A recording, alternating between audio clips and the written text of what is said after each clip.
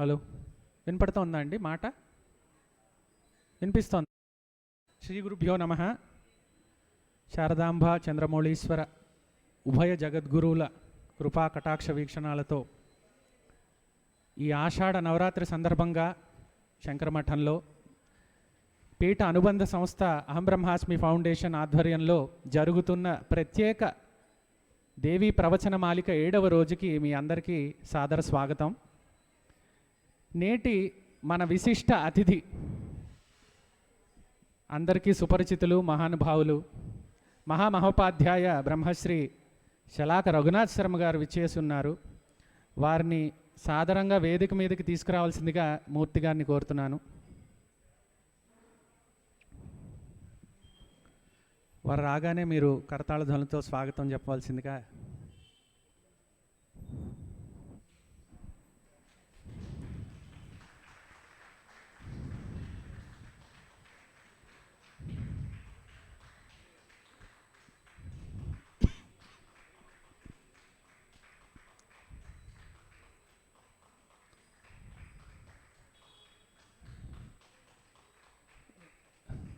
గురు ప్రార్థనకి అందరినీ నిలబడేసిందిగా కోరుతున్నాను.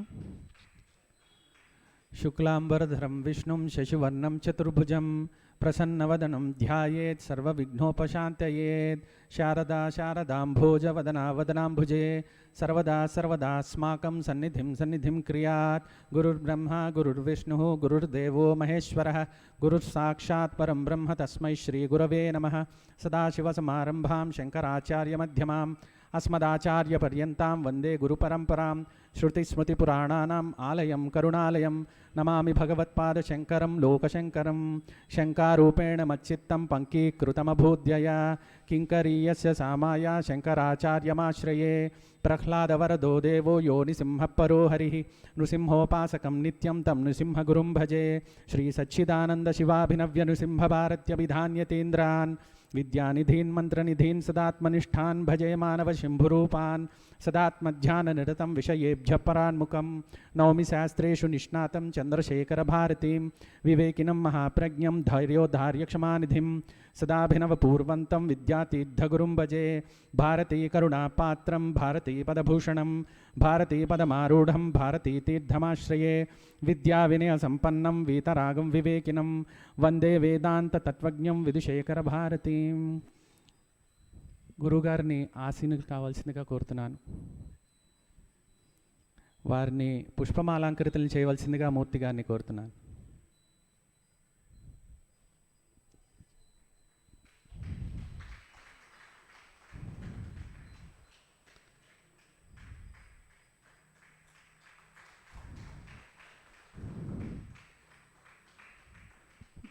గురువుగారి అనుమతితో వారి పరిచయం. మహామహోపాధ్యాయ బ్రహ్మశ్రీ శలాక రఘునాథ్ శర్మ గారిని పరిచయం చేయడం మా పూర్వజన్మ సుకృతంగా భావిస్తూ, గురువుగారు 1941వ సంవత్సరంలో దుర్గాంబ నరసయ్య గారి దంపతులకు జన్మించారు. తొలి గురువు తండ్రి గారితో మొదలుపెట్టి దివాకర్ల వెంకటావధాని గారు, బిరుదరాజ రామరాజు గారు, సి నారాయణ రెడ్డి గారు, పాటిబండ్ల మాధవ శర్మ గారు, పేరి వెంకటేశ్వర శాస్త్రి గారు, రామచంద్ర కోటేశ్వర శాస్త్రి గారు, గరికపాటి లక్ష్మీ నరసింహ శాస్త్రి గారు వంటి మొదలైన విద్వాంసుల వద్ద శిష్యరికం చేశారు. మహామహులైన కవి సామ్రాట్ విశ్వనాథ సత్యనారాయణ గారు, చెరుకుపల్లి జమదగ్ని శర్మ గారు, మైలవరపు ఆంజనేయ శాస్త్రి గారు, గరికపాటి పట్టాభిరామ శాస్త్రి గారు వంటి వారు వీరిని వాత్సల్యంతో ఆశీర్వదించారు. కంబంపాటి లక్ష్మీనారాయణావధాని గారు, బ్రహ్మశ్రీ లంక శ్రీనివాసరావు గారు వద్ద వేద విద్య అభ్యసించారు.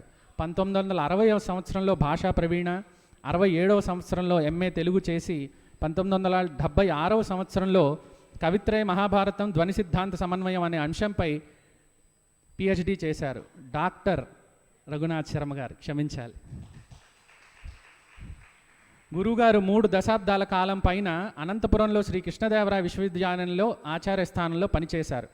భారతీ తీర్థ మహాస్వామి వారిని ఆరాధ్యమూర్తులుగా తనలో ప్రతిష్ఠించుకున్న గురువుగారు శ్రీమద్ శంకర దిగ్విజయ తెలుగు అనువాదం, శ్రీ జగద్గురు పదార్చన, మహాతపస్వి శ్రీ చంద్రశేఖర భారతీ మహాస్వామి వారి జీవిత చరిత్ర వంటి రచనలు శృంగేరి జగద్గురువుల పాదపద్మాలకు అంకితమిచ్చారు. అసంఖ్యాక పత్రికా రచనలు చేశారు, ఎన్నో ప్రవచనాలు చేశారు. వీరి ప్రతి ప్రవచనం శారదాంబ మెడలో కంఠాభరణం. శ్రీ శ్రీ భారతీతీర్థ మహాస్వామి వారి పురస్కారం, తిరుపతి రాష్ట్రీయ సంస్కృత విద్యాపీఠం వారి మహామహోపాధ్యాయ గౌరవం, ప్రాచీన తెలుగు సాహిత్య విభాగంలో రాష్ట్రపతి పురస్కారంతో పాటు ఎన్నో విశిష్టమైన బిరుదులు, పురస్కారాలు గురువుగారిని వరించాయి. వేదవ్యాస మహాభారత శ్లోకాలకు తెలుగులో తాత్పర్య వ్యాఖ్య రచన, భారతధ్వని దర్శనము, లఘు కౌముది మార్గదర్శిని, ప్రశ్నోపనిషత్ సౌరభం, కల్పవృక్ష వాగ్వైభవం వంటి ఎన్నో విశేషమైన రచనలు చేశారు. ప్రపంచమంతటిలోనూ అగ్రశ్రేణి సంస్కృతాంధ్ర భాషా పండితులై, శృంగేరి జగద్గురుల ప్రీతిపాత్రులై, సనాతన ధర్మ భాస్కరులై తమ జ్ఞాన ప్రకాశాన్ని వెదజల్లుతున్న మహామహులు బ్రహ్మశ్రీ శలాక రఘునాథ్ శర్మ గారికి సాష్టాంగ ప్రణామాలతో మరొకసారి సాదర స్వాగతం పలుకుతూ తమ ప్రవచనామృతాన్ని అందించవలసిందిగా కోరుతున్నాను.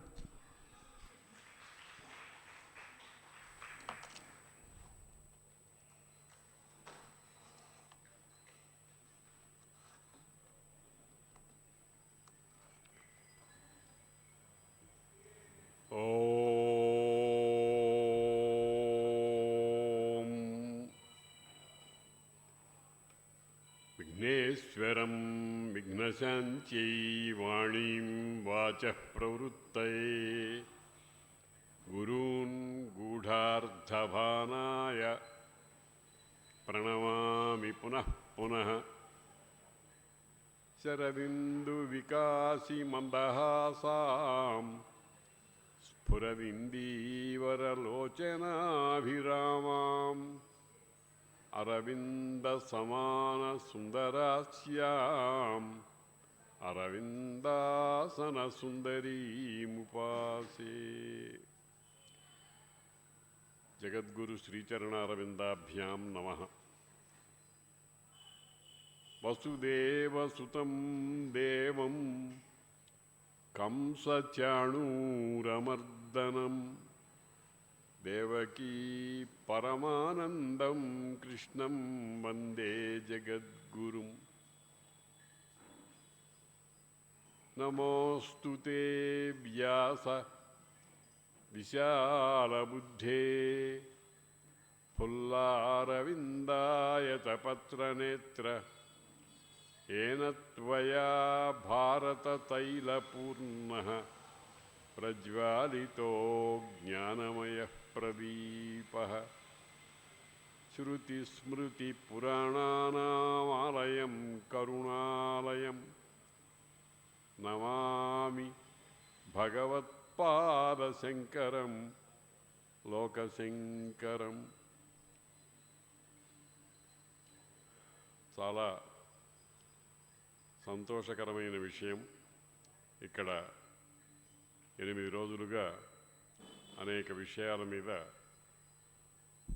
ప్రసంగాలు చాలా చక్కగా సమర్థులైన వాళ్ళ చేత ఆస్తిక్య బుద్ధిని ప్రచారం చేయాలి అనేటువంటి హృదయం కలిగిన వాళ్ళ చేత ఏర్పాటు చేశారు ఉపన్యాసాలు. ఈ రోజుల్లో ఇవి చాలా అవసరంగా ఉన్నాయి. ఎందుకనంటే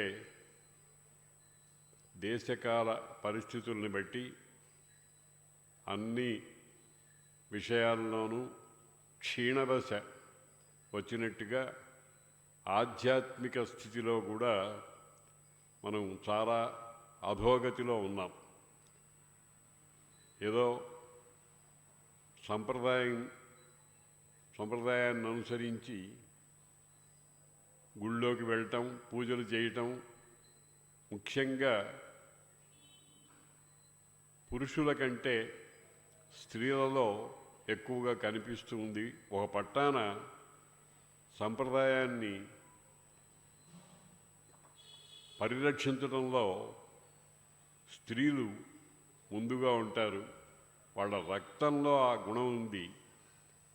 పురుషులకి కొంచెం స్వేచ్ఛా స్వాతంత్ర్యాలు ఉన్నాయి అనుకొని కొంతమంది ఈ రోజుల్లో ఇంకా ఈ చేదస్తారేమిటి అనుకునేటువంటి పరిస్థితిలో ఉన్నవాళ్ళు ఉంటూ ఉంటారు. అది కాలమహిమ, దాని గురించి మనం ఏం చేయలేం. కానీ సార్వకాలికమైనటువంటి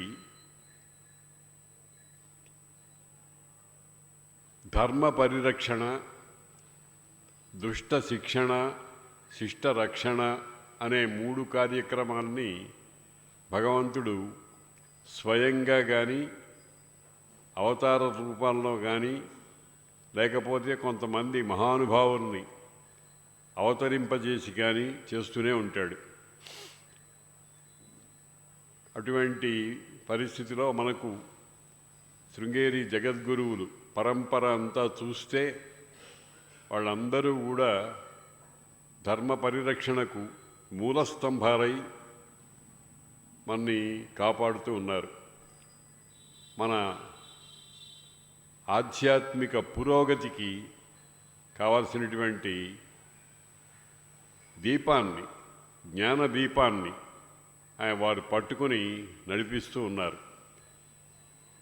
మనం ఎంతవరకు వారిని అనుసరిస్తాము, అనుసరించడం వల్ల వారికేమీ ప్రయోజనం ఉండదు, మనంతట మనం ఉద్ధరించుకుంటూ ఉంటామన్నమాట. ఆ రకమైనటువంటి స్థితి భగవంతుడు మనకు కల్పించాడు.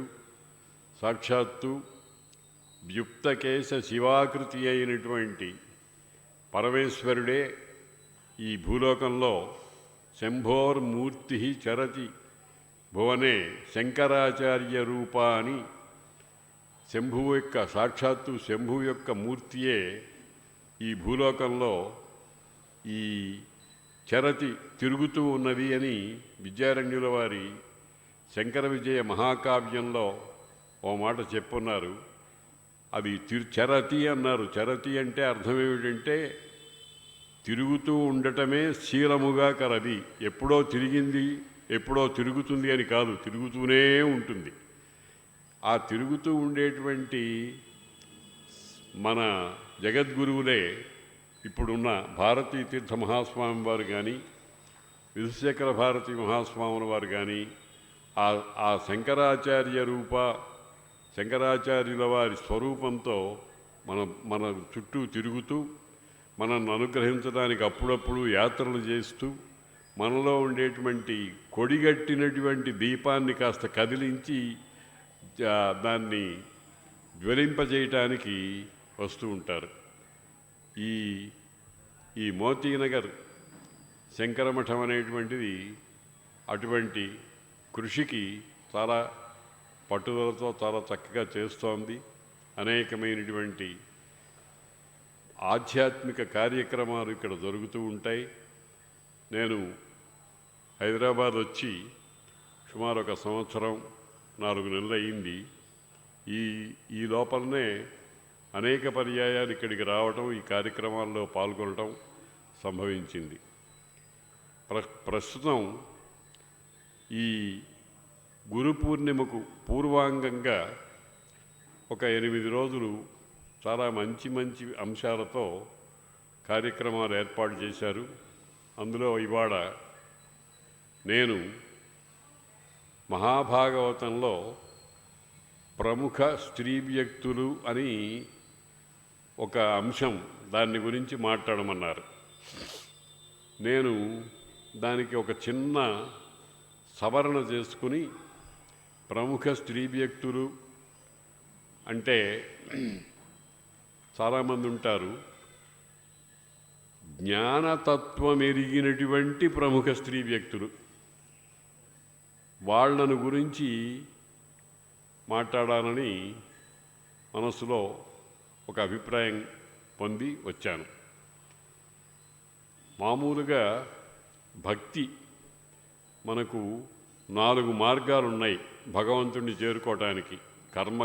కర్మ, భక్తి, జ్ఞానము, యోగము అని 4 మార్గాలు ఉన్నాయి. ఈ 4 మార్గాలు మామూలుగా ఏమిటంటే ప్రాధాన్యేన వ్యపదేశా భవంతి అని ఒక న్యాయం ఉంది. ప్రధానంగా పేర్లు కలుగుతూ ఉంటాయి, ప్రాధాన్యాంశాన్ని బట్టి పేరు కలుగుతూ ఉంటుంది. ఇక లౌకికంగా ఒక చిన్న విషయం చెప్పుకోవాలిస్తే కాఫీ హోటల్ అంటారు. కాఫీ హోటల్లో ఇడ్లీలు, వడలు, అవి ఇవి చాలా ఉంటాయి. కాఫీ ప్రధానంగా దొరికేటువంటి హోటల్ కనుక దాన్ని కాఫీ హోటల్ అన్నారు. తక్కినవి వాటితో వ్యవహరించడం లేదు. ఇడ్లీ హోటలు, వడ హోటలు అని అనరు. అలాగే ప్రాధాన్యేన వ్యపదేశ భవంతి అనేటువంటి న్యాయం చేత ఏది ప్రధానంగా కనిపిస్తూ ఉంటుందో దాని చేత దానిని దృష్టిలో పెట్టుకుని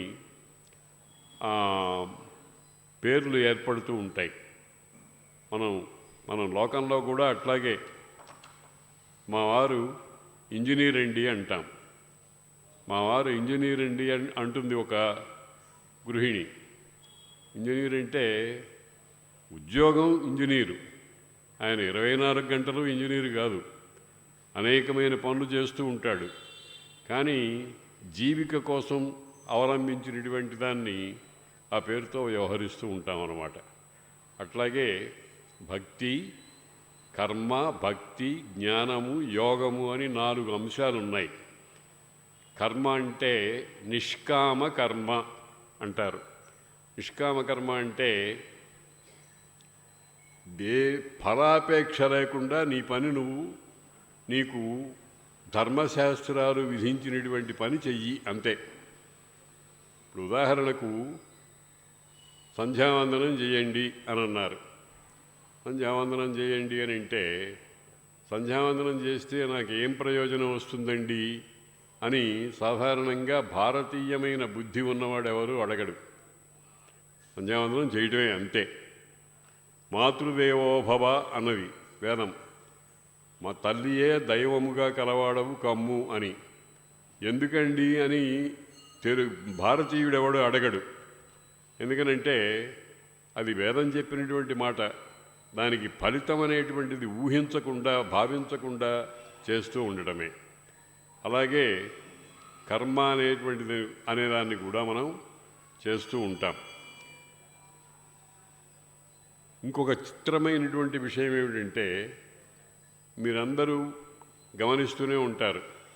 ఏదైనా ఒక పెద్ద పూజ చేశారనుకోండి, ఓ పెద్ద యజ్ఞం చేశారనుకోండి, ఓ పెద్ద కార్యక్రమం ఏదన్నా భగవత్ సంబంధమైనటువంటిది చేశారనుకోండి, అంతా అయిన తర్వాత ఒక మాట అంటాం, ఓం తత్ సత్ బ్రహ్మార్పణమస్తు అనాలి.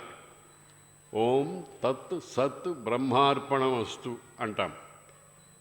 నేను చేసిన దాంట్లో ఓం, ఓం అంటే పరమాత్మ, తత్ సత్, తత్ సత్తు ఇవి ప్రత్యేకమైన అర్థాల్లో వాడుతూ ఉంటారు అని శాస్త్రకారులు చెప్పారు. ఓం తత్సదితి నిర్దేశో బ్రహ్మణస్త్రివిధ అని భగవద్గీతలో ఒక మాట ఉంది. తత్ సత్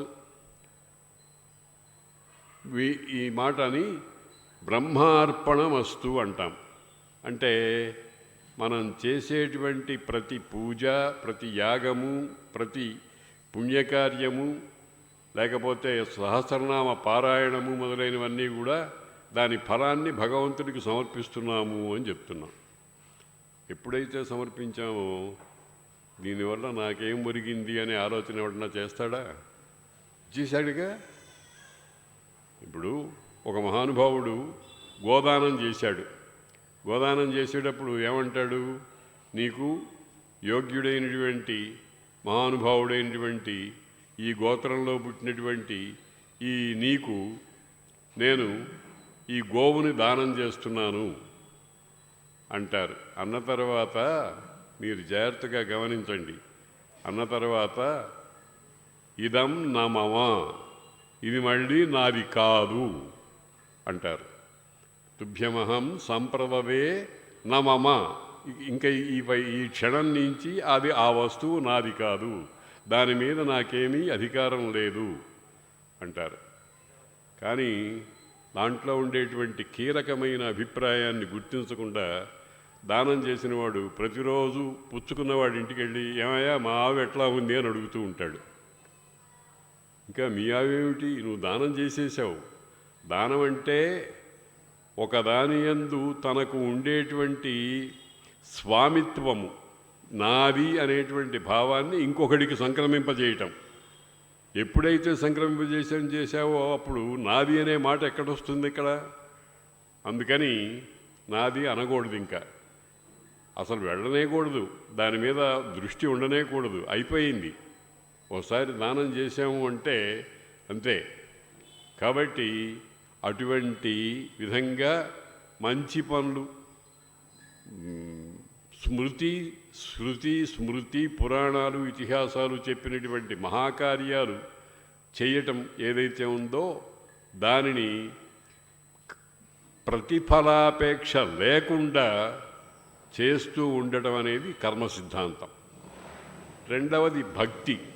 భక్తి అంటే శంకర భగవత్పాదుల వారు ఏం చెప్పారంటే, మోక్ష సాధన సామగ్ర్యాం భక్తిరేవ గరీయసి స్వస్వరూపానుసంధానం భక్తిరిత్యభిధీయతే అన్నారు.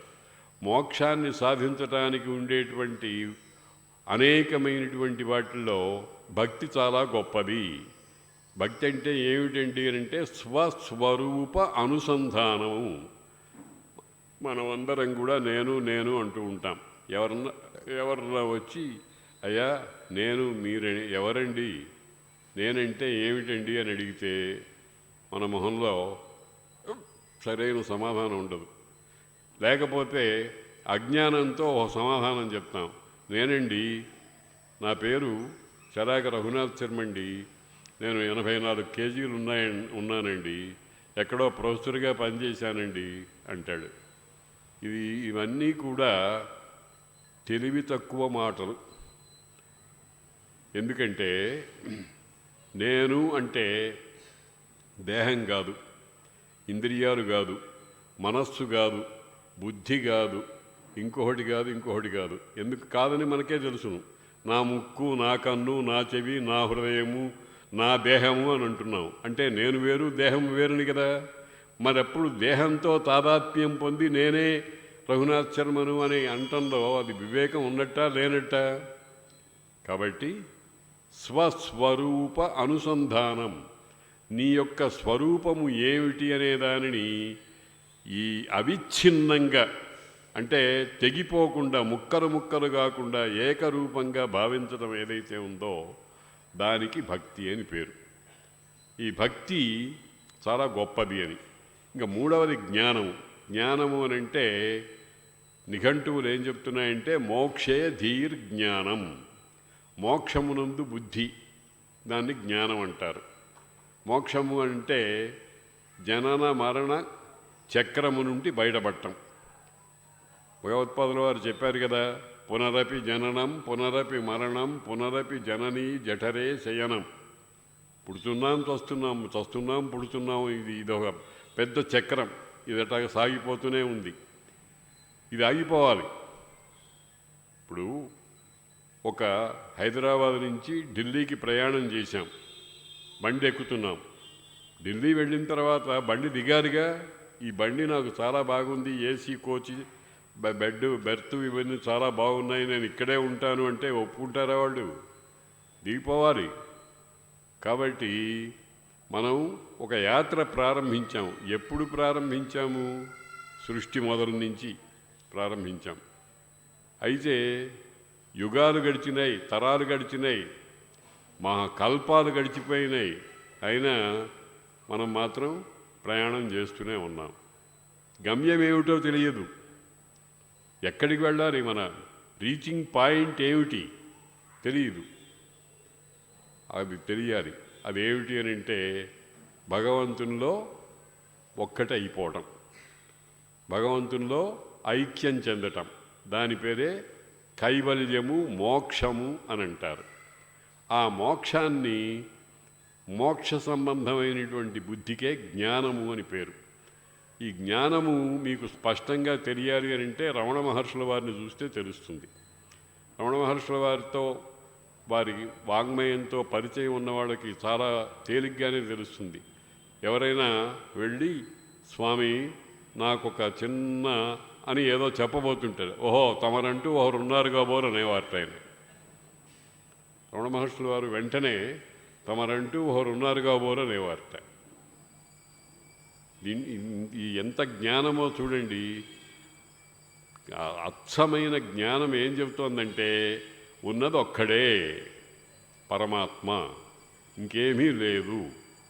మరి మనం అంతా ఉన్నాం కదండి, ఇన్ని కోట్ల జనాలు ఉన్నారు కదండి, అలాగే పశువులు పక్షులు మొదలైనవి ఉన్నాయి కదండి. వీటన్నిటి సంగతి ఏమిటి అని అంటే అవన్నీ పరమాత్మ చైతన్యంతో కదులుతున్నటువంటి కీలు బొమ్మలు. మనం బొమ్మ ఆడిస్తూ ఉంటే ఎగురుతూ ఉంటుంది. బొమ్మ బజార్లో కొనుక్కుంటూ ఉంటాం. హనుమంతుడు స్తంభం ఎక్కినట్టుగా ఉండేటువంటి బొమ్మలు ఉంటాయి. కింద నుంచి మనం తాడు వేసి గుంజుతూ ఉంటే పూర్వము తోలు బొమ్మలాట్లను ఉండేవి, మీకు అందరికీ తెలుసును చాలామందికి. ఇప్పుడు లేవు కనుక చాలామందికి తెలియటం కూడా కష్టమే.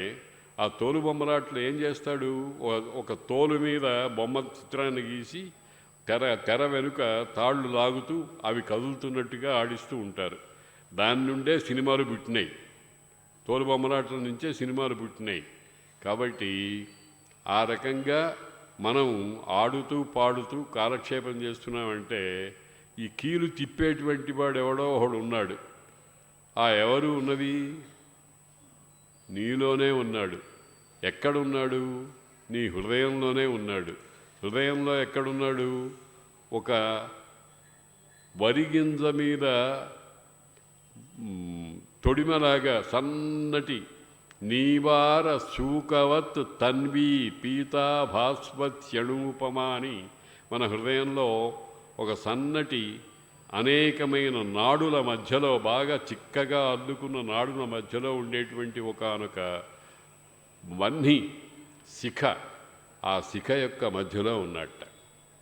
ఇది గుర్తించని ఉన్నదొక్కటే అనేటువంటి జ్ఞానం పొంది దానిలో లయమైపోవటం అనేటువంటిది జ్ఞానం యొక్క మార్గం. దీని యొక్క మరొక స్వరూపమే యోగం. యోగం అంటే రెండు ఒకటవటం. ఇప్పుడు ఉదాహరణకి మనం ఏదైనా వంట చేసుకుంటున్నాం అనుకోండి, అన్నం వండాం.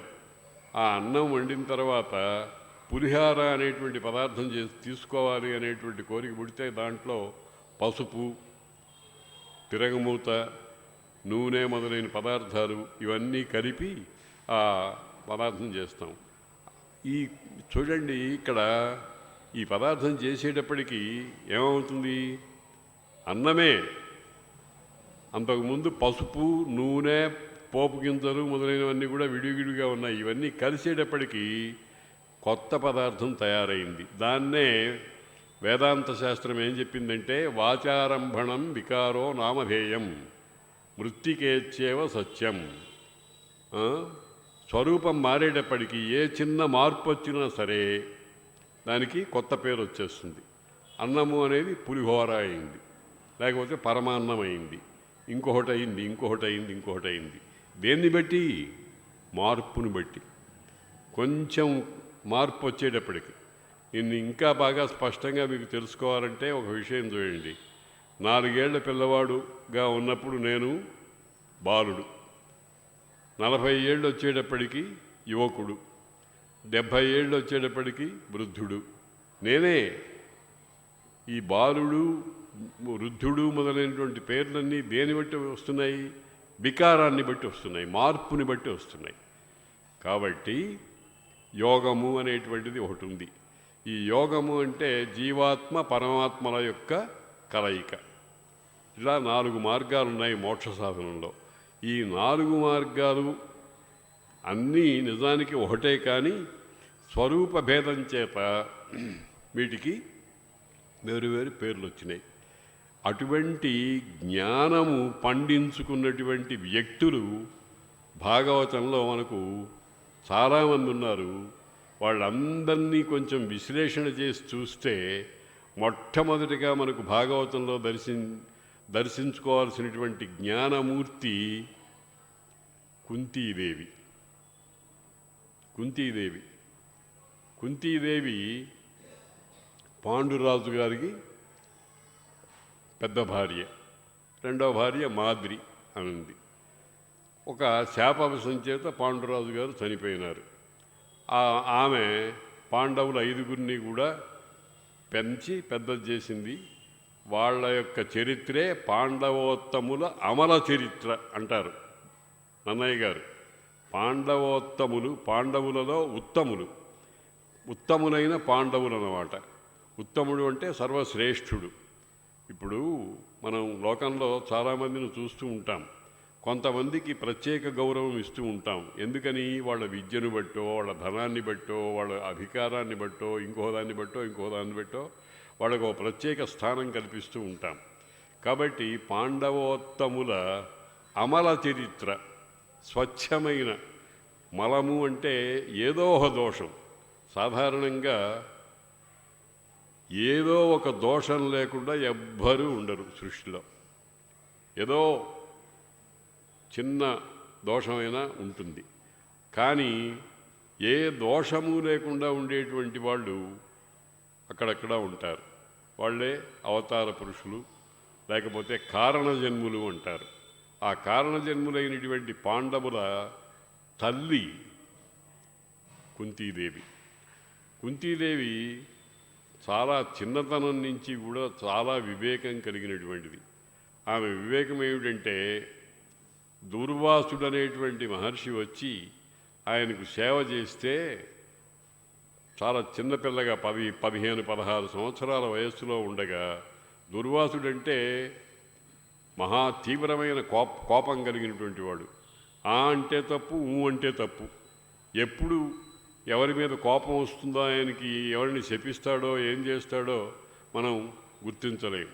ఎందుకనంటే ఆయన పరమశివుని రుద్రావతారం. రుద్రుడంటే ఏడిపించేవాడు. అటువంటి ఆ దుర్వాసుడికి సేవ చేసింది. ఆ సేవ చేస్తే ఆయన చాలా సంతోషించి, నువ్వేదన్నా వరం కోరుకో, నేను ఇస్తాను. ఎంత వివేకవతి అంటే, అయ్యా నాకేమీ అక్కర్లేదు అన్నది. ఎవరన్నా ఒక మహా దివ్యాంశ సంభూతులైనటువంటి వాడు నీకు వరం ఇస్తాను అని అంటే నాకేమీ అక్కర్లేదు అనేటువంటి వాడు ఎంత గొప్ప వ్యక్తి అండి. ఎవరన్నా అనగలరా ఆ మాట? మొన్న అడిగారనుకోండి, ఎవరన్నా వచ్చి ఓ పెద్ద లిస్ట్ ఇస్తాం. లేకపోతే అయ్యా 4 నిమిషాలు ఉండండి, మా ఇంట్లో చాలామంది ఉన్నారు, నా భార్య పిల్లలు, వాళ్ళని కూడా అడిగి ఏమేం కావాలో వాటినన్నిటినీ మీకు లిస్ట్ రాసిస్తాను అని అడుగుతాం. ఆ తల్లి బాల్యంలో నాకేమీ అక్కర్లేదు అన్నది. నాకేమీ అక్కర్లేదు అంటే అర్థం ఏమిటనమాట? దానినే పరమ వైరాగ్యము అంటారు. పుట్టుకతో వచ్చింది ఆమెకు ఆ గొప్పతనం. ఆ పుట్టుకతో వచ్చినటువంటి ఆ గొప్పతనం చేత కుంతీదేవి పాండవులకు దేవతాంశ సంభవులైనటువంటి ధర్మరాజు, భీముడు, అర్జునుడు, నకుల సహదేవులు, వీళ్ళిద్దరికీ పెంపకం వల్ల, వాళ్ళ ముగ్గురికి కడుపులో ధరించడం వల్ల తల్లయింది. ఆశ్చర్యం. కుంతిని గురించి ఆలోచిస్తే చాలా గొప్ప విషయాలు అనేకం తెలుస్తూ ఉంటాయి. అటువంటి కుంతీదేవి అంతా అయిపోయిన తర్వాత, పాండవులు వెళ్ళిపోయిన తర్వాత, పాండవులు మహాప్రస్థానానికి దానికి వెళ్ళిపోయిన తర్వాత, ఆశ్రమవాస పర్వంలో ధర్మరాజు సింహాసనం ఎక్కి, అమ్మా రా మా దగ్గర ఉండు అని అంటే, నాకేం అక్కర్లేదు నాయన, నేను ధృతరాష్ట్రుణ్ణి, గాంధారిని పెద్దవాళ్ళుగా భావించి వాళ్ళ పాదసేవ చేసుకుంటూ బతుకుతానంది. వాళ్ళు జీవితమంతా పాండవులకు, తల్లికి, ద్రౌపదికి చేయని ద్రోహం లేదు. ఒకసారి ధృతరాష్ట్రుడు చాలా స్పష్టంగా సంజయుడితో ఒక మాట అంటాడు, చావరు నొవ్వరు పాండవురేవురునని నీవు చెప్ప, ఈ పలుకులు దుఃఖావేశకరములై చేతోవృత్తి కరంపదొచ్చే దుర్భరభంగిన్ అన్నాడు. సంజయుడు రన్నింగ్ కామెంటేటర్. యుద్ధంలో ఏం జరిగిందో దాన్ని ఎప్పటికప్పుడు వచ్చి ధృతరాష్ట్రుడికి చెబుతూ ఉంటాడు. ఆ 18 రోజులు జరిగిన యుద్ధంలో ఒక్కరోజు కూడా పాండవుల్లో ఒక్కడు కనీసం చిట్ట చివరి వాడైన సహదేవుడైనా చచ్చాడేమో, లేకపోతే బాగా దెబ్బతిన్నాడేమో అని చెబుతావేమో అని చూస్తున్నాను రా సంజయ, నువ్వు ఆ మాట చెప్పలేదు, అది నా గుండెల్ని పీడించేస్తోంది అన్నాడు. అంత దుర్మార్గుడు ధృతరాష్ట్రుడు. అటువంటి ధృతరాష్ట్రుణ్ణి మామగారు అత్తగారు లాగా ఆ దంపతులనిద్దరినీ సేవించుకుంటూ నేను ఆ అడవుల్లో ఉంటాను, ఆశ్రమవాసం చేస్తాను అని చెప్పినటువంటి మనిషి. ఎక్కడైనా లోకల్లో అటువంటి త్యాగమయ శీలం ఎవరికైనా ఉంటుందండి? ఎవరైనా ఆ పని చేస్తారా? రాముడు అరణ్యవాసం చేయాలి అని అంటే నిజానికి సీతామ్మవారు వెళ్ళాల్సిన పని లేదు. కానీ సీతామ్మవారు ఏం చేసింది? మంకు పట్టు పట్టింది. నేను ఒక రహస్యం చెప్తాను మీకు. మంకు పట్టు పట్టడంలో కైక తరువాత కైక లాంటిది సీతమ్మ. కైక తర్వాత కైక లాంటిది సీతమ్మ. మంకు పట్టు పట్టింది. నేను వచ్చి తీరాల్సిందే అన్నాడు. నువ్వు రావడానికి వీలు లేదన్నాడు రాముడు. అనేటప్పటికీ ఓ బ్రహ్మాస్త్రం ప్రయోగించింది. ఇంకా దానికి సమాధానం ఉండదు. ఏమయ్యా స్వామి, మా నాన్నగారు సరిగా టెస్ట్ చేయకుండా మగవాడో ఆడదో తెలియకుండా నాకు ఇచ్చి పెళ్లి చేసినట్టున్నాడే అన్నది. మొగుడిని అన్నదండి శ్రీరామచంద్రుడిని. వాల్మీకి రామాయణంలో ఉంది ఈ మాట.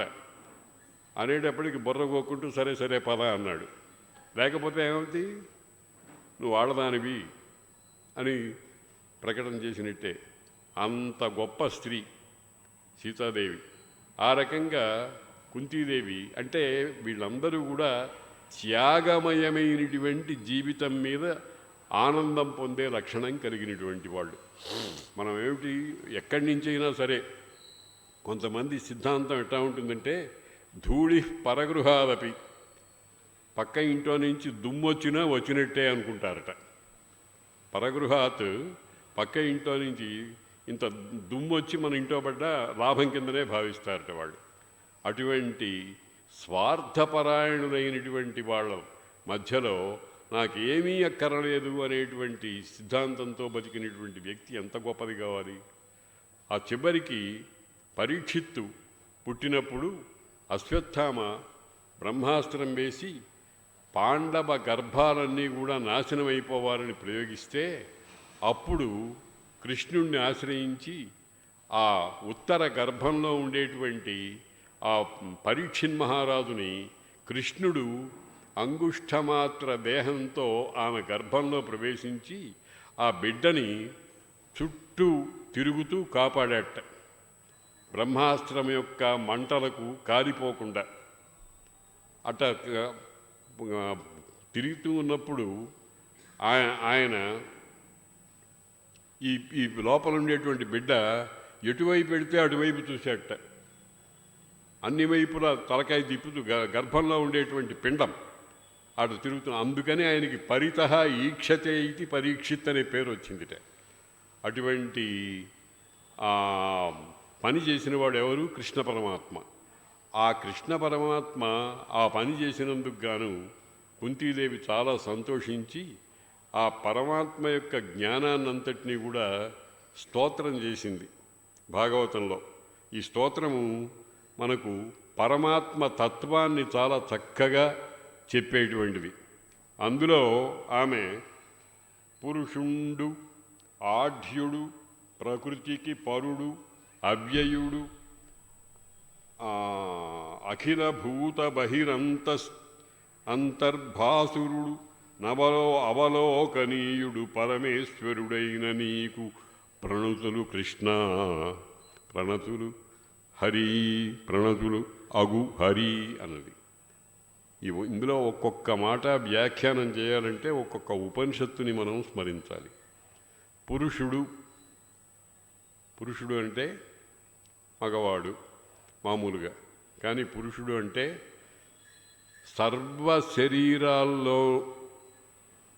సర్వ శరీరాల్ని పురములు అంటారు. పురము దేహము. ఆ పురములో శయనించేవాడు పురుషుడు.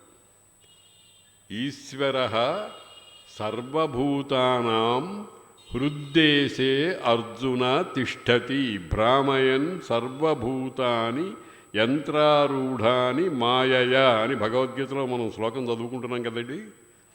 అట్లాగా అందరి శరీరాల్లో హృదయంలో ఉండేటువంటి గుండెకాయ అనే దాంట్లో నిబ్బరి ముళ్ళులాగా ఉండే అగ్నిజ్వాల మధ్యలో ఉండేటువంటి ఆయనకి పేరు పురుషుడు. తక్కిన వాళ్ళందరినీ పురుషుడు అంటాం అనేది ఏదో లోక వ్యవహారం. మనం ఒకళ్ళు చాలామందిని వాళ్ళ స్థాయి కంటే పెద్ద స్థాయిలో భావించి మనం పిలుస్తూ ఉంటాం. ఏం ధర అంటాం అడుక్కు తినేవాడిని. ఈ మధ్యన చాలా చోట్ల భయంకరమైనటువంటి వ్యవహారాలు చూడటం సంభవించింది. ఏమిటి, రిక్షావాడో ఆటోవాడో ఉంటాడు, ఏం గురువు వస్తావా అని అడుగుతున్నాం. వాడు ఏమిటి గురువు ఏమిటి?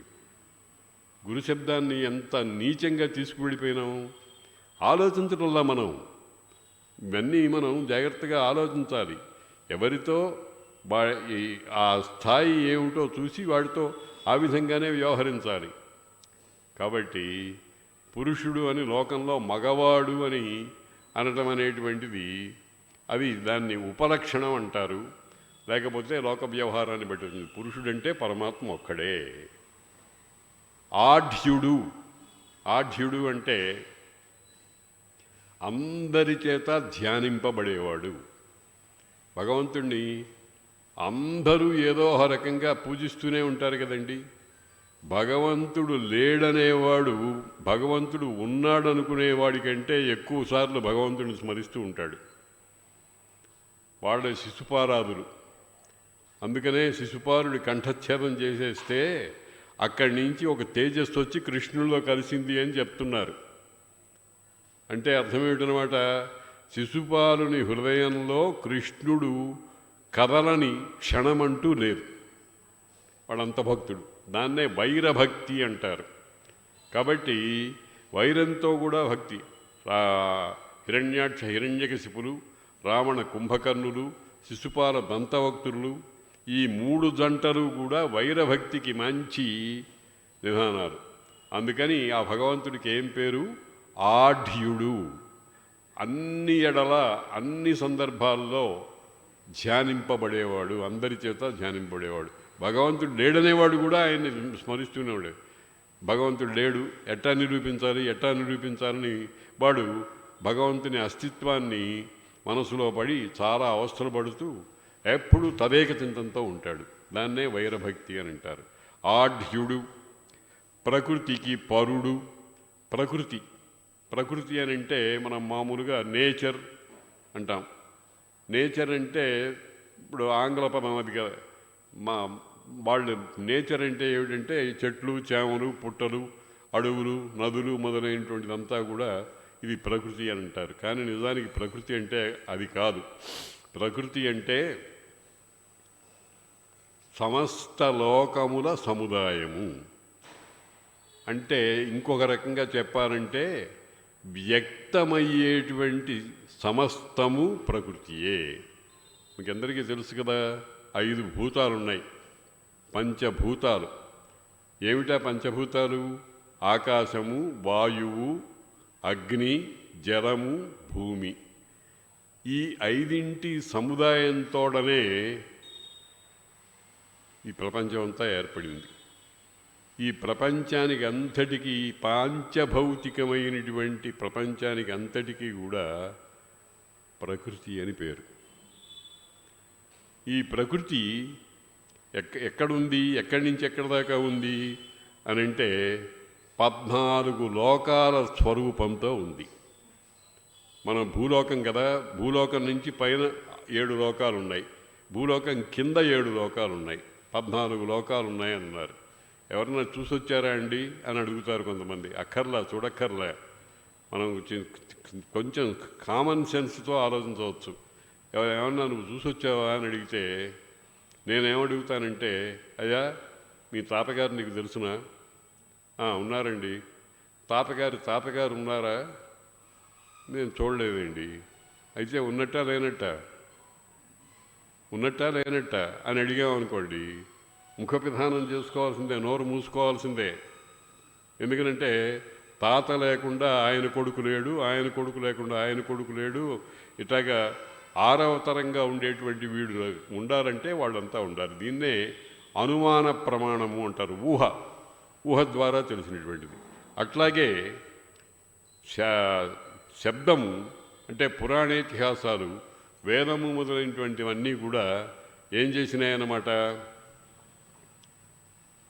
ప్రకృతి అనేటువంటిది ఒకటి ఉన్నది అని తపస్సు ద్వారా, జ్ఞాన మార్గం ద్వారా తెలుసుకుని సత్యలోకము దాకా, భూలోకం నుంచి 7 లోకాలు, భూలోక, భువర్లోక, సువర్లోక, మహర్లోక, జనలోక, తపోలోక, సత్యలోకాలని 7 పైన ఉన్నాయని, అతల, వితల, కుతల, సుతల, రసాతల, తలాతల, పాతాళాలని కింద 7 లోకాలు ఉన్నాయని, ఈ మొత్తాన్ని కలిపితే 14 లోకాలు ఉన్నాయని, దీన్ని ప్రకృతి అంటారని, దీనిపైన దీని ప్రమాణం కంటే 3 ఇంతలు పైన ఇంకొకటి ఉందని, త్రిపాదూర్ధ్వముదై పురుష అని పురుష సూక్తంలో మనం చదువుకుంటున్నాం. ఆయన ప్రకృతికి పరుడు. అంటే 14 లోకాలు దాటి 14 లోకాల్లోనూ ఉంటూ ఇంకా పైన 3 ఇంతలు. వామన చరిత్రలో చూడండి, ఇంతింతై వటుడింతయై మరియు తానింతై నభోవీధిపైనంతై తోయజ మండలాగ్రమున గల్లంతై అని చెప్పాడట, పెరిగిపోయినాడని చెప్పారే. ఆ రకంగా పెరిగిపోయేటువంటి స్వభావం పెరిగిపోయి సత్యలోకం దాకా వెళ్ళి అక్కడి నుంచి ఇంకా మన లెక్కకు అందకుండా పెరిగిపోయినట్ట. అది ప్రకృతికి పరుడు అని అంటే. ఇదంతా పరమాత్మ యొక్క జ్ఞానాన్ని కథారూపంలో చెప్పడం మనకు. భాగవతం అంతా ఏం చెబుతోంది? భాగవతం అంటే అర్థమేమిటి? భగవంతుని లక్షణాన్ని చెప్పేది. భగవంతుని యందు భక్తి కలిగినటువంటి వాళ్ళు భాగవతులు. ఆ భాగవతులు కొంతమంది చాలా గొప్ప గొప్ప వాళ్ళు ఉన్నారు. ఎవరు వాళ్ళు? ప్రహ్లాద, నారద, పరాశర, పుండరీక, వ్యాస, అంబరీష, శుక, శౌనక, భీష్మ, దాల్భ్యాన్, రుక్మాంగద, ఉద్ధవ, విభీషణ, ఫల్గునాదీన్ పుణ్యానిమాన్ పరమభాగవతాన్ స్మరామి అని ఒక లిస్ట్ ఇచ్చారు. ఒక చమత్కారమైన ప్రశ్న అడిగారు ఒక నన్ను, ఏమండి ఈ లిస్టులో హనుమంతుల వారు లేరేమండి అని అడిగాడు. అంటే నాకు వెంటనే, నాకు భగవంతుడు అప్పుడప్పుడు చాలా గొప్ప గొప్ప స్ఫురణలు ఇస్తూ ఉంటాడు. వెంటనే టార్చ్ లైట్ వెలిగినట్టుగా ఒక వెలుగు వెలిగింది.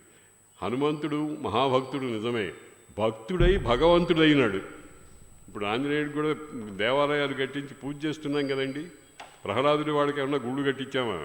కాబట్టి ప్రహ్లాదుడు, హనుమంతుడు దేవుడే కానీ భక్తుడే కానీ దేవుడైనాడు. కాబట్టి ఆయన పేరు అందులో లిస్టులో లేదు అని అనుకున్నాం.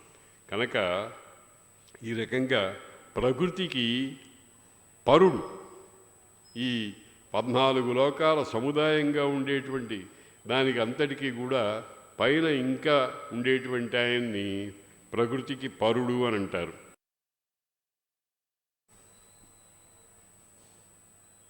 అఖిల భూత బహిరంతర్భాసురుడు, సమస్త భూతముల యొక్క లోపల వెలుపల కూడా ఉన్నవాడు. ఇది కొంచెం ఆలోచిస్తే ఇది కూడా మనకి పెద్ద సమన్వయం కాని విషయమేం కాదు. భగవంతుడు ఎక్కడున్నాడు? ఉపనిషత్తులు చెప్పినాయి, అంతర్బహిశ్చ తత్సర్వం వ్యాప్య నారాయణ స్థితః అనంతమవ్యయం కవిగుం సముద్రేంతం విశ్వశంభువం పద్మకోశ ప్రతీకాశగుం హృదయం చాప్యధోముఖం అధో నిష్ఠ్యా వితత్స్యాంతే నాభ్యాముపరి తిష్టతి. ఇత్యాదిగా మనం మంత్రపుష్పం మంత్రాలు చదువుతూ ఉంటాం. అందులో చాలా స్పష్టంగా చెప్పారు, బయట ఉన్నాడు, లోపల కూడా ఉన్నాడు. ఎట్లా ఉన్నట్ట? ఎక్కడున్నాడు అంటే, నేను ఎప్పుడో 40 ఏళ్ల క్రితం పరమాత్ముని చిరునామా అని ఒక వ్యాసం రాశాను. క్లియర్గా ఆయన అడ్రస్ చెప్పారండి వేదాల్లో. ఇదిగో ఇక్కడి నుంచి ఓ జానుడి కిందికి లెక్కేసుకో, బొడ్డు దగ్గర నుంచి ఓ జానుడి పైకి లెక్కేసుకో. ఈ 2 జానులు కలిసే చోట లోపల హృదయం అనేటువంటిది ఒకటి ఉంది. ఆ హృదయంలో అవి ఎట్టా ఉందంటే నరాలు, సిరలు అంటారు, సిరలు అని అంటారు. సిరలు ధమనులు అని సైన్స్లో చెప్తూ ఉంటారు చూడండి. సిస్టారిక్ డైస్టారిక్ నాడులు ఉన్నాయే, ఆ సిరలతో బాగా చిక్కగా అల్లుకుపోయినటువంటి గుండెకాయ అనే దాంట్లో ఉంది. అది పద్మపు మొగ్గలాగా ఉంది. ఆ పద్మపు మొగ్గలాగా ఉండేటువంటి దాంట్లో ఉండే సన్నటి రంధ్రం ఉందా లేదా అన్నట్టుగా దాన్ని గురించి చాలా చక్కగా చెప్పింది. నీవార సూకవత్, వరి ముల్లులాగా ఉంటుందిట. వరి గింజ ముళ్ళు ఎప్పుడన్నా చూసారా మీరు? ఎంత సన్నగా ఉంటుంది. ఇప్పుడు మనకి వరి గింజ అవన్నీ మనకు తెలియదు, బియ్యం బజార్లో దొరుకుతున్నాయి కాబట్టి వరి గురించి భావించాల్సిన అవసరమే ఉంది. మనకి తెలిసింది ఏమిటంటే వరి గింజ మొదలైనవి ఏం తెలియవు. ఏం తెలుస్తాయంటే గుండెకాయ అనేది ఒకటి ఉంది, అది ఇట్లా పిడికిది పెడితే దీనిలాగా ఉంటుంది అని చెప్తారు. లేకపోతే ఇంకొకటి మాత్రం బాగా తెలుసును, ఎందుకంటే రోజు పొడిపించుకుంటూ ఉంటాంగా, ఇంజెక్షన్ సూది ఎంత సన్నగా ఉంటుంది. ఆ లోపల ఖాళీ ఉంటుందిగా, లేదా మందు దాంట్లో నుంచే కదా శరీరంలోకి ప్రసరించాలి. అంతకంటే సన్నగా ఉండేటువంటి భాగం నీవార శూకం, దాని వరే ఉంటుంది. పీత పచ్చని వర్ణంతో, బంగారు మేలిమి బంగారం వర్ణంతో ఉంటుందిట. భాస్వతి అణూపమ, అణువుతో పోలిక చెప్పదగింది. అణువే అసలు కనబడదు, దాంతో పోలిక చెప్పాల్సిందంటే దాని స్వరూపం పట్టుకోవడం సాధ్యం కాదు. చెప్తే మాటల ద్వారా గ్రహించాల్సిందే, దాన్నే శబ్ద ప్రమాణం అంటారన్నమాట. కాబట్టి అక్కడ ఉన్నది. తస్య మధ్యే వహ్నిశిఖ అణీయోర్ధ్వా వ్యవస్థిత నీలతోయద మధ్యస్థాత్. మన వేదమాత మన యందు అనుగ్రహం చూపించి ఎట్లా ఉంటుందయ్యా అంటే, ఎప్పుడైనా నల్లటి కారు మబ్బులు పట్టినప్పుడు అందులో తడుక్కున మెరుపు మెరుస్తుంది. ఆ మెరుపు మబ్బులో ఎట్లా ఉంటుందో ఈ గుండెలో ఆ దేవుడు పరమాత్మ అనేటువంటి వాడు అట్లా ఉన్నాడు అని చెప్పి. సబ్రహ్మ స శివ సహరిశ్చేంద్ర సోక్షర పరమస్వరాట్. మీ ఇష్టం, ఏ పేరున్నా పెట్టుకోండి, ఆయనే పరమాత్మ. ఇది పరమాత్మ చిరునామా. కాబట్టి ఈ జ్ఞానం ఉన్నటువంటి కుంతీదేవి ఏం చెప్తోంది? అఖిలభూత అంతర్బహిశ్చరుడు, సర్వభూతములకు లోపల బయట కూడా తిరిగేటువంటి తత్వం ఏదైతే ఉందో ఆయన పరమాత్మ. ఇప్పుడు ఆ పరమాత్మయే తన ఎదుట అత్త అని పిలుస్తూ ప్రేమతో మరి తనకు బంధుత్వాన్ని కల్పించుకొని ఆమె అన్నం పెడితే తింటూ, ఆమె చేత లాలింపబడుతూ ఒక క్రీడ, ఒక ఆట ఆడుతూ ఉంటాడు. కాబట్టి తాత్విక జ్ఞానం ఎంత ఉందో చూడండి కుంతీదేవికి. తాత్విక జ్ఞానము ఎంత గొప్పగా ఉందో మనం గమనించాలి. అంతర్బహిశ్చ తత్సర్వం అని ఉపనిషత్తులు చెప్పినటువంటి పరమాత్మ లక్షణాన్ని చాలా చక్కగా ఆమె చెప్పి, అఖిల భూత బహిరంతః, లోపల బయట కూడా ఉండేటువంటి నరుడు, భాసురుడు ప్రకాశిస్తూ ఉండేవాడు. ఊరికే ఉండడం కాదు, ఊరికే ఉండడం చాలామంది ఉంటారు. కుంభకర్ణుడు లేడు, ఏముంది అట్టబడి ఉంటాడు మొద్దులాగా. 6 నెలలు వాడికి తిండి ఒకసారే పెడతారట, అయిపోయి పడుకుంటాడు. అట్లా కాదు, భాసురుడు ప్రకాశిస్తూ ఉంటాడు. ఆ ప్రకాశించేటువంటి లక్షణం కలిగినటువంటి వాడు. మనందరికీ ఏమనిపిస్తుందంటే, మనకు కనపడలేవండి అని. మనకు కనపడకపోవటం కాదు, మనము కళ్ళు ఉండి గుర్తించలేకుండా ఉన్నాం. ఈ వేద మంత్రం చెప్పింది కదా, ఆ చెప్పిన దాని ప్రకారంగా మనం ఏం చేయాలి? కళ్ళు మూసుకుని చూడాలి. కళ్ళు తెరుచుకుని చూడటం అనేవి ప్రపంచ వస్తువులన్నింటినీ. భగవంతుడిని చూసేటప్పుడు కళ్ళు మూసుకుని చూడాలి. అందుకనే చూడండి, మీకు అందరి అనుభవాలను ఎలా ఉంటుందో నాకు తెలియదు, కానీ వెంకటేశ్వర స్వామి వారి దగ్గరికి వెళ్ళటానికి నానా కష్టాలు పడుతూ ఉంటాం. అటు చూస్తారు, ఇటు చూస్తారు, క్యూలో 10 గంటలు నుంచుంటారు, ఆ పని చేస్తారు, ఈ పని చేస్తారు. అక్కడికి వెళ్ళిన తర్వాత ఎదురుగుండా స్వామివారు కనిపించేటప్పటికి కళ్ళు మూసుకుని నమస్కారం చేస్తాం. అంటే అర్థమేమిటి? స్వామిని చూడటానికి వచ్చినాం కదా, వచ్చిన వాళ్ళం కళ్ళు మూసుకోవడం ఏమిటి? కళ్ళు మూసుకోవడం అంటే లోపల ఉన్నటువంటి హృదయంలో ఉండేటువంటి స్వామితో ఆ స్వామిని సమానంగా చేసి భావించడం అన్నమాట. అందుకని అంతర్బహిశ్చ తత్సర్వం అని వేదం చెప్పిన మాటనే ఈ కుంతీదేవి ఏం చెప్పింది? అఖిల భూతములు అంటే ప్రాణులు ఎన్ని ఉన్నాయి అని ఒక లెక్క వేశారండి మన మహర్షులు. 84 లక్షల జీవరాశులు ఉన్నాయి అని చెప్పారు. 84 లక్షల జీవరాశులు. రాసులంటే ఏమిటంటే ఒక 10 ఎకరాలు వరి పంట పండిన ధాన్యంతా పెద్ద రాశి పోసామనుకోండి, ఆ రాశిలో గింజలు ఎన్ని ఉంటాయి లెక్క పెడతాడా ఎవడన్నా? ఆ రకంగా అటువంటి రాసులు 84 లక్షలు ఉన్నాయట. ఆ 84 లక్షల జీవరాశుల్లోనూ లోపల బయట రెండిటి యందు ప్రకాశిస్తూ ఉండేటువంటి వాడు. కాబట్టి మనం దర్శనం చేయాలి, చూడటం కాదు. దర్శనం అంటే కళ్ళు మూసుకుని చూడటం అంటే కళ్ళు తెరుచుకుని చూడటం. కళ్ళు తెరుచుకుని చూస్తే శాస్త్రకారులు ఒక మంచి మాట చెప్పారు, యత్ దృశ్యం తన్నశ్యం. ఏదైతే కంటికి కనబడుతుందో అది నశించే స్వభావము కలిగినటువంటిది అన్నారు. మనం చూసేవన్నీ కూడా నశిస్తాయి, ఎప్పుడో అప్పుడు. ఇవాళ కావుతే రేపు కావుతే ఎప్పుడో నశిస్తూనే ఉన్నాయి. అదే ధర్మరాజు గారు చెప్పాడు యక్షుడికి, అహన్యహని భూతాని గచ్చంతి చ యమాలయం శేషాహ స్థావరమిచ్చంతి కిమాశ్చర్యమతఃపరం. చాలా ఆశ్చర్యకరమైన విషయం ఏదైనా ఉంటే చెప్పవాయా అన్నాడు యక్షుడు ధర్మరాజుని. యక్షప్రసంగం తెలుసుగా మీకు అందరికీ. ఆయనకి అన్ని 124 ప్రశ్నలు అడిగి చిట్ట చివరికి ఈ మాట అడిగాడు, అత్యంతము ఆశ్చర్యకరమైన విషయం చెప్పవయ్యా ఒకటి అన్నాడు. అంటే వెంటనే ధర్మరాజు గారు ఈ మాట చెప్పాడు, రోజు కొన్ని లక్షలు కోట్ల మంది వలకాటికి పోతున్నారండి. వాళ్ళు చూస్తున్నటువంటి వాడు నేను మాత్రం శాశ్వతంగా ఉండాలనుకుంటాడు, ఇంతకంటే ఏమైనా ఆశ్చర్యం ఉందా అని అడిగాడు. అహన్యహని భూతాని గచ్చంతి చ యమాలయం శేషాహ స్థావరమిచ్చంతి కిమాశ్చర్యమతఃపరం అని.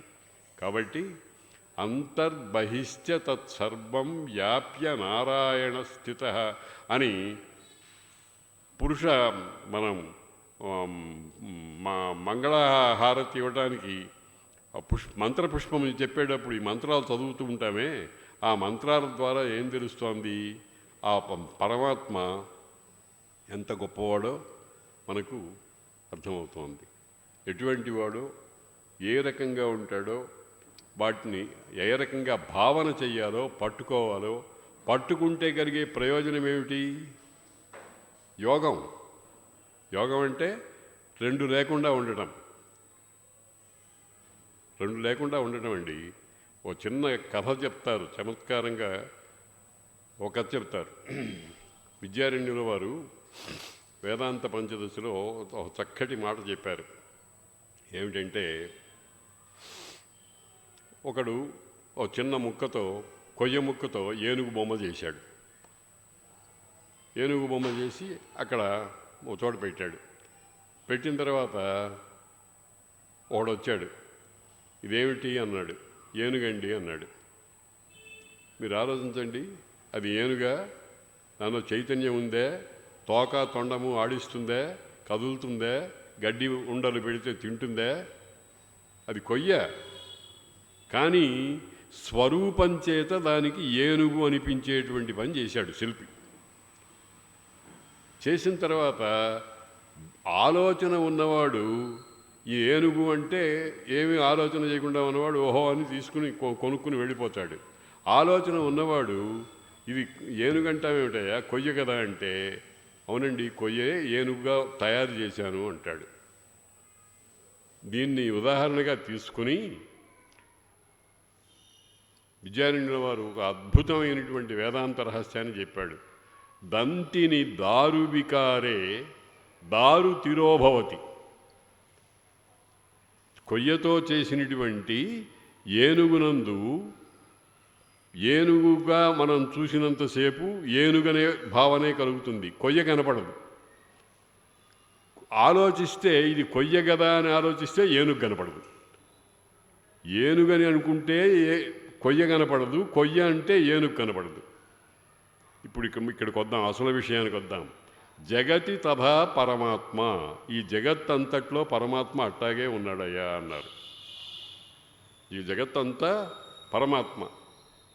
మనం జగత్తును చూస్తున్నాం, జగత్తును చూస్తే పరమాత్మ జ్ఞానం కలగదు, పరమాత్మను చూస్తే జగత్తు లేదు. అందుకనే బ్రహ్మ సత్యం జగన్మిథ్య జీవో బ్రహ్మైవ నాపరహ అని శంకర భగవత్పాదుల వారు అన్నది.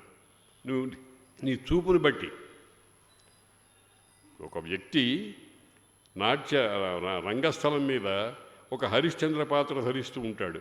హరిశ్చంద్ర పాత్రగా వాడు వేషం వేసుకుని అక్కడ పద్యాలు అవి చదువుతూ ఉన్నంతసేపు మనం వాడు వెంకయ్యో పుల్లయ్యో అని అనం, హరిశ్చంద్రుడు అంటాం. వాడు కాసేపు అయిన తర్వాత, డ్రామా అయిపోయిన తర్వాత గ్రీన్ రూమ్లోకి వెళ్ళి ఓ బీడి గారుస్తూ ఉంటాడు. అప్పుడు వాడు వెంకయ్య. వెంకయ్య హరిశ్చంద్రుడు ఇద్దరా ఒకటే. జగతి తథా పరమాత్మ, పరమాత్మని చెప్పి జగత్ తిరోభవతి. జగత్తులో కూడా పరమాత్మ ఆ రకంగానే ఉన్నాడు. ఆ రకంగా ఉండేటువంటి ఆమెకు, ఆ పరమాత్మకు, పరమాత్మ దర్శనం అయ్యేటప్పటికీ జగత్తు కనపడకుండా పోతుంది. దాన్నే శంకర భగవత్పాదుల వారు అద్వైత సిద్ధాంతం చెప్పింది. ఏమిటి? మిథ్య అని. జగత్ మిథ్య, బ్రహ్మ సత్యం. సత్యం అంటే, సత్యం అనే మాటకు వేదాంతంలో ఏమిటంటే అన్ని సర్వకాల సర్వావస్థల్లో ఒకే రూపంగా ఉండేదానికి సత్యము అని పేరు.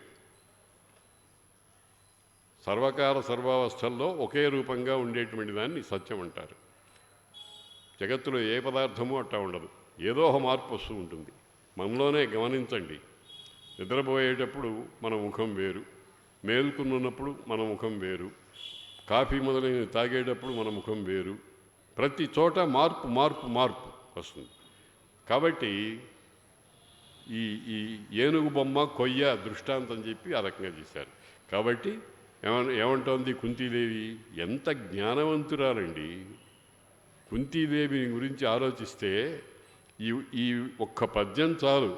ఆమె మహర్షులందరూ తపస్సు చేత ఏ పరమాత్మ జ్ఞానాన్ని పొందారో అదంతా కూడా నిరంతర భావన చేత పట్టుకుని ఎదురుగుండా ఉండేటువంటి కృష్ణుడికి నివేదించుకుంటోంది. ఎందుకంటే ఉత్తమ స్త్రీలు ఎవరన్నా ఉంటారండి? ఆమె తర్వాత చాలా విచిత్రమైనటువంటి ఒక కోరిక కోరిందండి. సృష్టిలో ఎవరూ కోరరు. విపదస్సంతు నశ్యశ్వత్. ఇంకా చాలా మాటలున్నాయి. మనం ముందరకి వెళ్ళాలి కనుక రేఖామాత్రంగా, అంటే దిక్ప్రదర్శనం అంటారు. దిక్ప్రదర్శనం అంటే ఇగో ఇది తూర్పు దిక్కండి అని అంటాం. ఈ వేరుతో, ఈ వేరు 1/2 సెంటీమీటర్ కూడా ఉండదు. ఈ కొన దిక్కు ఎన్ని వేల చదరపు మైళ్ళతో ఉంటుంది. దాన్ని ఊరికి అట్లా చూపిస్తాం, దాన్ని దిక్ప్రదర్శనం అంటాం. అట్లాగే ఇక్కడ ఆమె జ్ఞానాన్ని కూడా మనం అలా అలా చూసుకుంటూ వెళ్తాం అన్నమాట. ఎందుకంటే కథంతా చెప్పుకోవాల్సి వస్తే ఈ కుంతీదేవి స్తుతియే ఓ 10 రోజులు చెప్పుకోవాలి, అంత ఉంది ఆమె జ్ఞాన సంపద. సర్వ ఉపనిషత్తుల యొక్క సారభూతమైనటువంటి అంశాన్నంతా పట్టుకుని ఆమె చూత పలికించాడు వ్యాస మహర్షుల వారు. కాబట్టి ఆమె ఒక కోరిక కోరింది భగవంతుణ్ణి. ఏమిటి కోరిందంటే విపదస్సంతు నశ్యశ్వత్. ఇది చాలా చాలా జాగ్రత్తగా పట్టించుకోవాల్సినటువంటి మాట. విపదస్సంతు నశ్యశ్వత్ తత్ర తత్ర జగద్గురో. నాయన కృష్ణ మేనల్లుడా అనలే, జగద్గురువు, జగత్తుకంతటికీ గురువైనటువంటి ఓ వాసుదేవ పరబ్రహ్మమా, నేను ఒక్క కోరిక కోరుతున్నానయ్యా. ఏమిటంటే మాకు అప్పుడప్పుడు కష్టాలు తెచ్చిపెడుతూ ఉండు అని అడిగింది. విపదస్సంతు నశ్యశ్వత్ తత్ర తత్ర జగద్గురో. ఏమిటి ఆపదలకు వస్తే తొలగించు అని భగవంతుడిని ప్రార్థిస్తారు కానీ ఆపదలు దారిని పోయే తదినమా మా ఇంటికి రమ్మని అడిగేవాడు ఎవరన్నా ఉంటారా? అడిగింది ఆమె. ఎందుకు అడిగింది? విపదస్సంతు నశ్యస్వ తత్ర తత్ర జగద్గురో. ఎందుకు అడిగిందంటే భవతో దర్శనం యత్ స్యాత్, ఆ విపత్తులలోనే నీ దర్శనం మాకు అవుతుంది. ఆ దర్శనం ఎటువంటి దర్శనము? అపునర్భవ దర్శనం, మళ్ళీ పుట్టవలసిన అవసరం లేని దర్శనము. అంటే మోక్షాన్ని ఇచ్చే దర్శనం అవుతుంది. ఇది సుఖాల్లో రాదు, ఇది ఆపదలు వచ్చినప్పుడే వస్తుంది. ఈమె సూత్రం చెప్పింది, ధర్మరాజు గారు ఆపదలట్టా కొని తెచ్చుకున్నాడు. ఆయన అప్లై చేశాడు. ఈమె సూత్రం చెప్పింది, కొడుక్కి సూత్రం చెప్పింది, ఆయన దాన్ని అప్లికేషన్లో పాటిల్ పెట్టాడు. లేకపోతే ఒకసారి జూదంలో సర్వనాశనం అయిపోయిన వాడు ఇంకా కొంపలో అడుగు పెట్టకుండానే మళ్ళీ వెనక నుంచి మళ్ళీ ధృతరాష్ట్రుడు జూదానికి రమ్మంటున్నాడయ్యా అంటే ఇంట్లో అడుగు పెట్టకుండా వెంటనే గర్రను తిరిగి వచ్చాడు. అవి వచ్చి ఓడిపోయినాడు. దీని అర్థం ఏమిటి అర్థం దీనికి? ఏమిటంటే ఆయనకి రాజ్యం వద్దు. రాజ్యము భౌతికమైన లాభము, ఆయనకు కావాల్సింది పారమార్థిక లాభము. పారమార్థిక లాభం కోసం ఆపదలు కొని తెచ్చుకున్నాడు. అరణ్య అజ్ఞాతవాసాలు చేశారు. అజ్ఞాతవాసం చేయటం అంటే మాటలండి. కాబట్టి విపదస్సంతు నశ్యస్వత్ తత్ర తత్ర జగద్గురో భవతో దర్శనం యత్ స్యాత్, దానివల్ల నీ దర్శనం మాకు లభిస్తుంది. ఆ దర్శనం ఎటువంటిది? ఎంత మహాప్రయోజనం కలిగిస్తుంది అంటే అపునర్భవ దర్శనం, మళ్ళీ పుట్టడం అనేటువంటిది లేనటువంటి దాన్ని ప్రసాదించేటువంటి దర్శనము అన్నది. అటువంటి ఈ కుంతీదేవి యొక్క మహావ్యక్తిత్వాన్ని, జ్ఞాన సంపదను మనం రేఖామాత్రంగా చూసాం.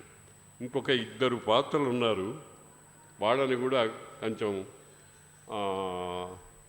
పరిశీలించి చూస్తే ఇవాళ నాకు ఇచ్చినటువంటి సబ్జెక్టు ఏదో రేఖామాత్రంగా మనం గుళ్ళో ప్రసాదం తీసుకుంటాం చూడండి. ప్రసాదం అంటే కడుపు నిండదుగా, ఏదో అంత ఉంటుంది, కానీ మనస్సు నిండుతుంది. కడుపు నిండదు, ప్రసాదం తింటే కడుపు నిండదు, కానీ మనస్సు నిండుతుంది. అటువంటి ఇంకొక 2 పాత్రలని చూద్దాం. దేవకీదేవి. దేవకీదేవి అంటే కృష్ణుణ్ణి కన్న తల్లి, పెంచిన తల్లి యశోద. కృష్ణుడు 2 తల్లుల ముద్దు కుమారుడు. ఆ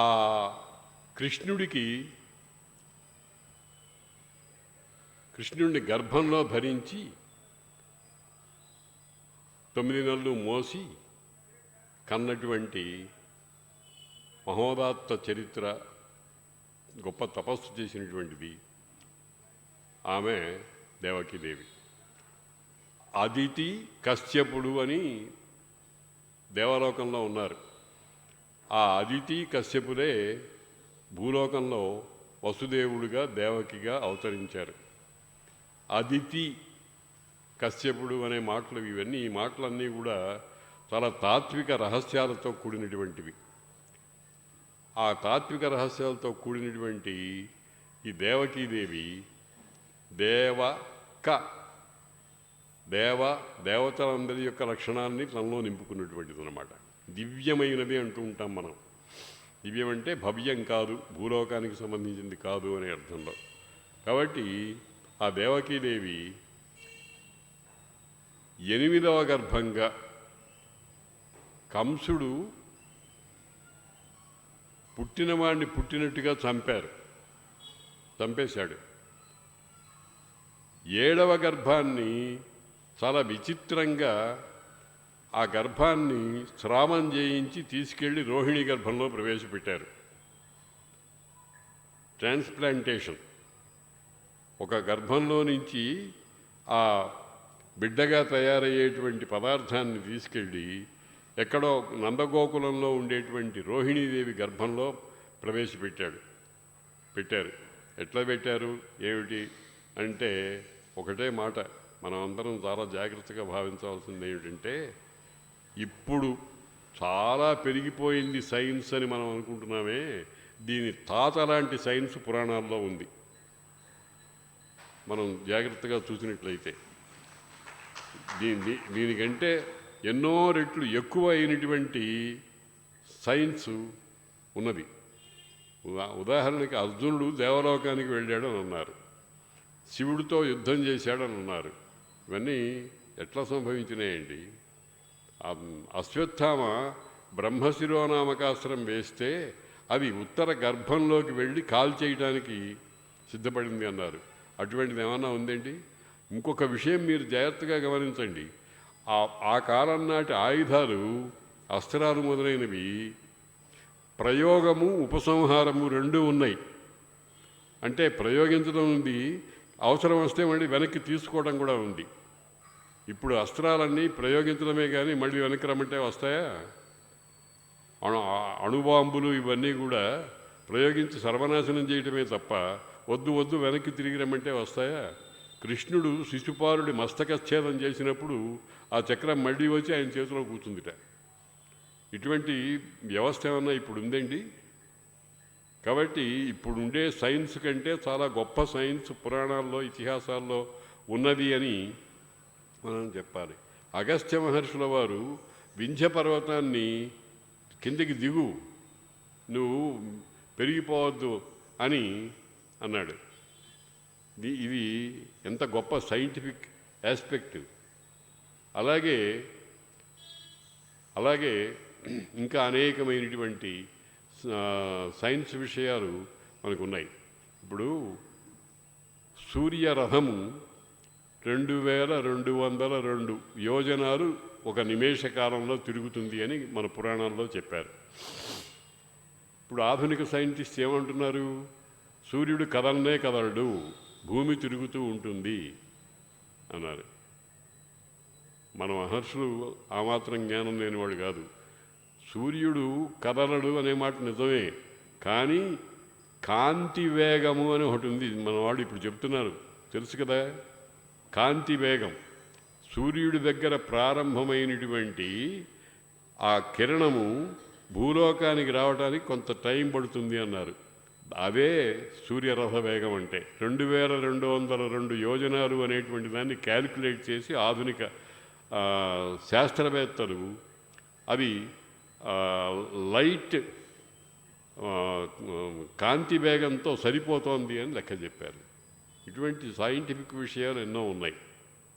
అటువంటి దేవకీదేవి ఆమె గర్భంలో ఉండగా బాలుడు పుట్టాడు.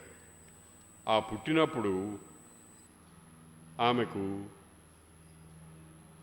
మన ఇప్పట్లాగా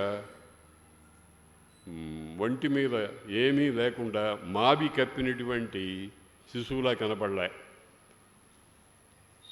4 చేతులు, కిరీటము, వక్షస్థలం మీద కౌస్తుభము మొదలైనటువంటి శ్రీ మహావిష్ణువు రూపంతో కనిపించేటప్పటికీ ఆమె ఆనందం పట్టలేక వర్ణించడం ప్రారంభించింది. అట్టిట్టిదనరానిదై మొదలై నిండుకొన్నదై వెలుగుచు గుణములేనిదై ఒక్క చందంబుదై కలదై నిర్విశేషమై క్రియలేక చెప్పరానిది ఈ రూపమని శృతులెప్పుడు నొడివెడి ఆ రూపమగుచు అధ్యాత్మదీపమై బ్రహ్మరెండవ అర్ధంబు తుది జగంబులు నశింపగ పెద్ద భూతగణము సూక్ష్మభూతమందు త్వరగ ఆ భూతంబు ప్రకృతిలోన త్వరగ ప్రకృతిబోయి వ్యక్తమందు త్వరగ వ్యక్తమణంగను శేషసంజ్ఞ నీవు చెరువగుదు. ఏమండి ఈ పద్యం చూస్తే, తస్మాద్వా ఏతస్మాదాత్మన ఆకాశ సంభూత ఆకాశాద్వాయు వాయోరగ్ని అగ్నేరాప అద్భ్య పృథివీ పృథివ్యా ఓషధయ ఓషధీభ్యో అన్నం, అన్నాత్ ప్రాణ. సృష్టి క్రమం అంతా చెప్పారండి మన వాళ్ళు. మొట్టమొదట పరమాత్మ, ఆ పరమాత్మలో నుంచి మొట్టమొదట ఆకాశం అనేది వచ్చింది. ఆకాశం నుంచి వాయువు, వాయువు నుంచి అగ్ని, అగ్ని నుంచి జలం, జలం నుంచి భూమి, భూమి నుండి ఓషధులు. ఓషధులు అంటే ధాన్యాలు ఇచ్చేటువంటి వరి, గోధుమ మొదలైనటువంటివి. ఈ చెట్లు, చేమలు ఇవన్నీ కూడా అదే ఆహారం మనకి. ఆ ఓషధులతో అన్నం తయారవుతోంది, అన్నం చేత ప్రాణం ఏర్పడుతోంది. మళ్ళీ ప్రళయకాలంలో ఈ ప్రాణము ఓషధుల్లో కలిసిపోతుంది. ఆ ఓషధులు భూమిలో కలిసిపోతాయి. భూమిని జలం ఆక్రమిస్తుంది, జలాన్ని అగ్ని కాల్చివేస్తుంది, ఆ అగ్నిని వాయువు ఆర్పేస్తుంది, ఆ వాయువు పోయి ఆకాశంలో కలుస్తుంది. డిసెండింగ్ ఆర్డరు, అసెండింగ్ ఆర్డరు రెండు చెప్పారు. ఇవి ఉపనిషత్తుల్లో చెప్పేటువంటి మహా విశేషమైనటువంటి సృష్టి క్రమము, ప్రళయ క్రమము రెండు. ఇది ఎవరు చెప్తుంది? దేవకి. మనం ఏమనుకుంటాం, ఇప్పటికి కూడా చాలామంది పురాణ ఋషులు వ్యాసుడు, వాల్మీకి మొదలైన వాళ్ళు స్త్రీ జాతికి చాలా ద్రోహం చేశారండి అని ఇప్పుడు స్త్రీవాదం అని ఒకటి ఉంది చెప్తున్నారు. మనం అంతా నమ్ముతున్నాం. నిజమేనండి, మమ్మల్ని నడిచేసేసారు, నోరెత్తకుండా చేశారు, మమ్మల్ని ఇంట్లో పడుండమన్నారు, వాళ్ళేమో ఇష్టం వచ్చినట్టు తిరగచ్చు, మేమేమో ఎక్కడో మడిగట్టు కూర్చోవాలి అని ఈ రకంగా చేసి ప్రచారం చేస్తున్నారు. ఈ దేవకి ఒక వసుదేవుని యొక్క భార్య అయినటువంటి దేవకి చెప్పినటువంటి ఈ మాట మహర్షులు, వేద మంత్ర ద్రష్టలైనటువంటి మహర్షులు చెప్పినటువంటి మాట. దానిని ఆమె అనువదిస్తోంది. అనువదించడం అంటే అన్నమాట అనటం. అనువదించడం అంటే ఇంకో భాషలోకి మార్చడం కాదు. నన్నయ్య గారు భారత ఆంధ్రీకరణం చేశారు, అనువాదం చేశారంటారు. అనువాదం కాదు, పునారచన అంటారు దాన్ని. కాబట్టి ఈ పద్యంలో దేవకీదేవి యొక్క సమగ్ర ఉపనిషద్ జ్ఞానము,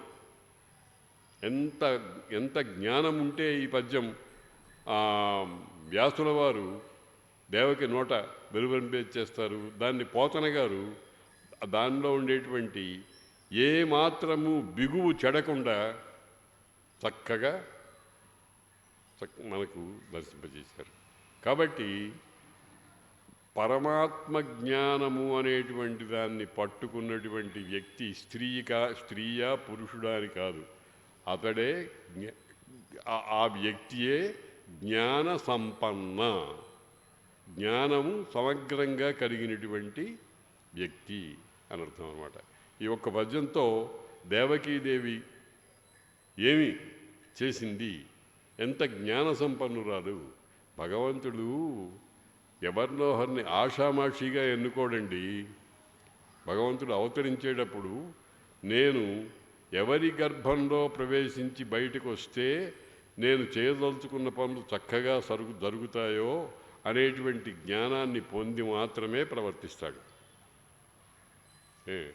రాముడి విషయంలో అదే అయింది. ఏమన్నాడు? రామాయణంలో వాల్మీకి మహర్షి చాలా గొప్పగా చెప్పాడు. ఏమని? పితరం రోచయామాస తదా దశరథం నృపం. వైకుంఠంలో ఉండేటువంటి శ్రీ మహావిష్ణువు దేవతలందరూ తన్ని ప్రార్థిస్తే భూలోకంలో మానవుడిగా పుట్టాలి అని అంటే ఒకసారట చూసేట. నేను పుట్టడానికి యోగ్యమైన స్థానం ఏది అని చూస్తే దశరథుడు అని అనిపించింది. ప్రకటించాడు అక్కడే.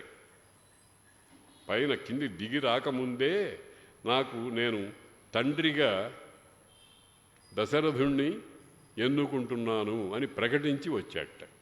ఎందుకు? అందుకనే త్యాగరాజుల వారు అన్నారు, తపం ఎంత చేశానో. ఆ భగవంతుడి గురించి దశరథుడు పూర్వజన్మల్లో ఎంత తపస్సు చేశాడో వెతుక్కొని ఆయన్ని ఎన్నుకొని భూలోకానికి వచ్చాడు భగవంతుడు. అలాగే కృష్ణ పరమాత్మ దేవకి వసుదేవుడు అన్నా దేవకి అన్నా అవి వట్టి మనలాంటి పేర్లు కావండి, చాలా గొప్ప అర్థం కలిగినటువంటి పేర్లు. వసుదేవుడు అనే మాటకు అర్థం ఏం చెప్తారంటే నిరుక్తి అంటారు దాన్ని. అంటే ఆ శబ్దాన్ని నుంచి ఆ అర్థం ఎట్లా వచ్చింది అని చెప్పేటువంటి దానికి నిరుక్తి అని పేరు. ఆ నిరుక్తి ఏమిటి అని అంటే ఎల్లయందును తా వసించుట, ఎల్లయును తనయందు వసించుటండ్రు వాసుదేవుడను పేరుకి అర్థంబు. అన్నీ ఆయనలో ఉన్నాయి, అన్నిట్లో ఆయన ఉన్నట్ట. ఏమన్నా ఒక ఉదాహరణ చెప్పగలరా? మనం చెప్పగలమా? అన్నీ ఆయనలో ఉన్నాయి, అన్నిట్లో ఆయన ఉన్నాడు. అటువంటి వాడిని వాసుదేవుడు అంటారు. మన విష్ణు సహస్రనామాల్లో ఉండే శబ్దాలన్నీ కూడా మనం విష్ణు సహస్రనామం, లలితా సహస్రనామం అన్నీ పారాయణ చేస్తున్నాం, కానీ అర్థాన్ని గురించి పట్టించుకోవటంలే. అసలు బేసిక్గా ఒక ప్రశ్న ఉంది. ఒక మనిషికి ఒక పేరు ఉండడం సుఖమా, 1000 పేర్లు ఉండడం సుఖమా? అటెండెన్స్ రిజిస్టర్లో రాయాల్సి వస్తే ఎట్టాగండి? స్కూల్లో 1000 పేర్లు రాయాలంటే ఎట్టాగండి? 1000 పేర్లు ఎందుకండి? ఒక పేరుంటే చాలు. 1000 పేర్లు ఉన్నాయి. దానికి సమాధానం చెప్పారు ఎవరు? వ్యాసుల వారు. యాని నామాని గౌణాని విఖ్యాతాని మహాత్మనః. అవన్నీ గౌణములు.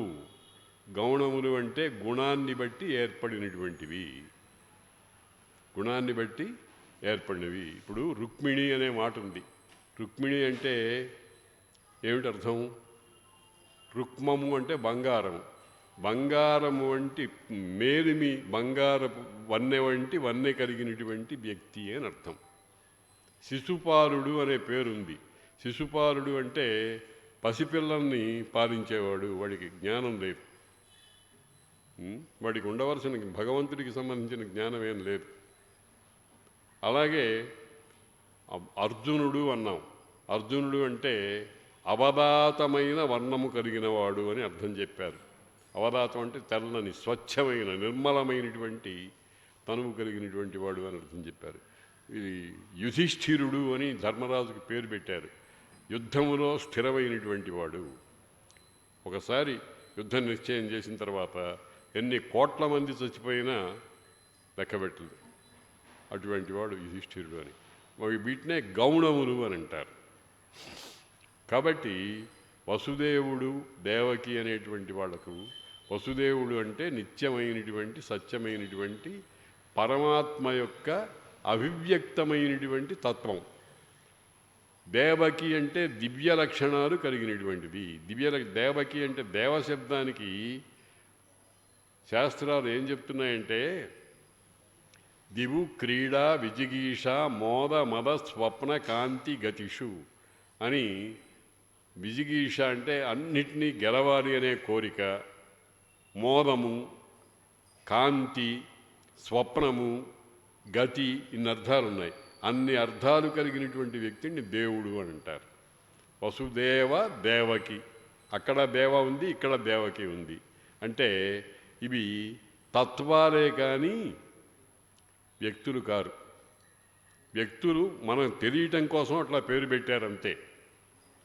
కాబట్టి దేవకీదేవి ఈ మాట చెప్పింది. ఈ పద్యంలో చెప్పిందంతా ఇందాక కుంతీదేవి చెప్పినట్టుగా పరమ మనోజ్ఞమైనటువంటి, ఎక్కడో ఆకాశంలో సూర్యుడి కంటే పైన ఉండేటువంటి పరమతత్వం యొక్క అర్థాన్నంతా మామూలు మాటల్లో చెప్పినటువంటి జ్ఞాన సంపన్న అన్నమాట.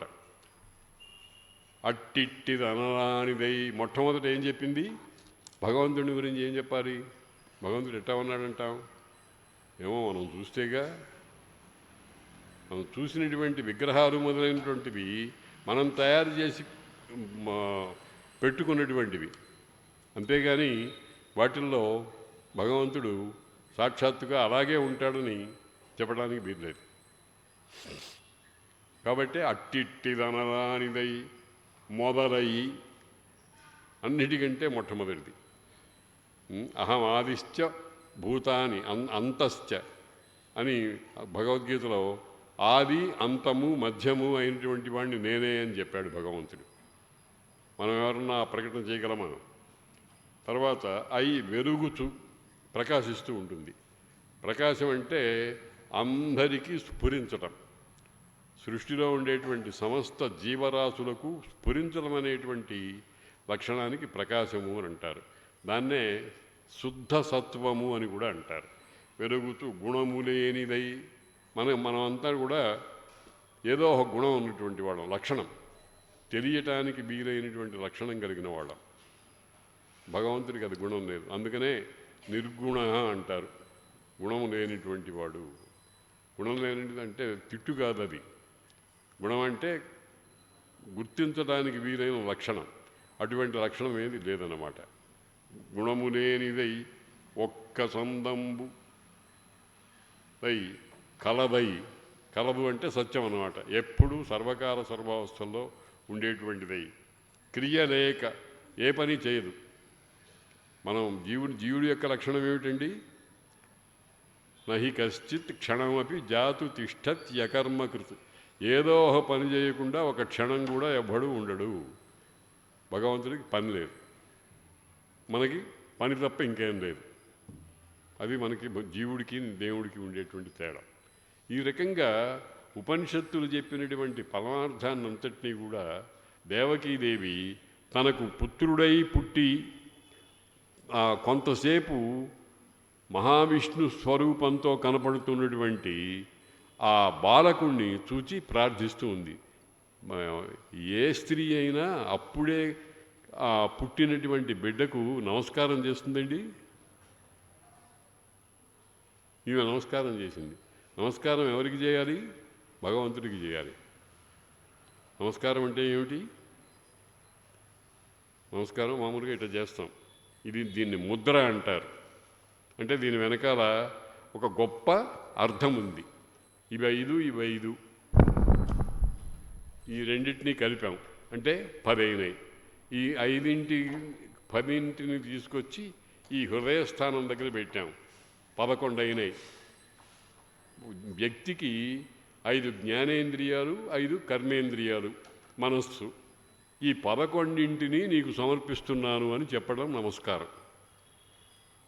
అది ఇప్పుడు కనపడ్డవారు ఎవరు?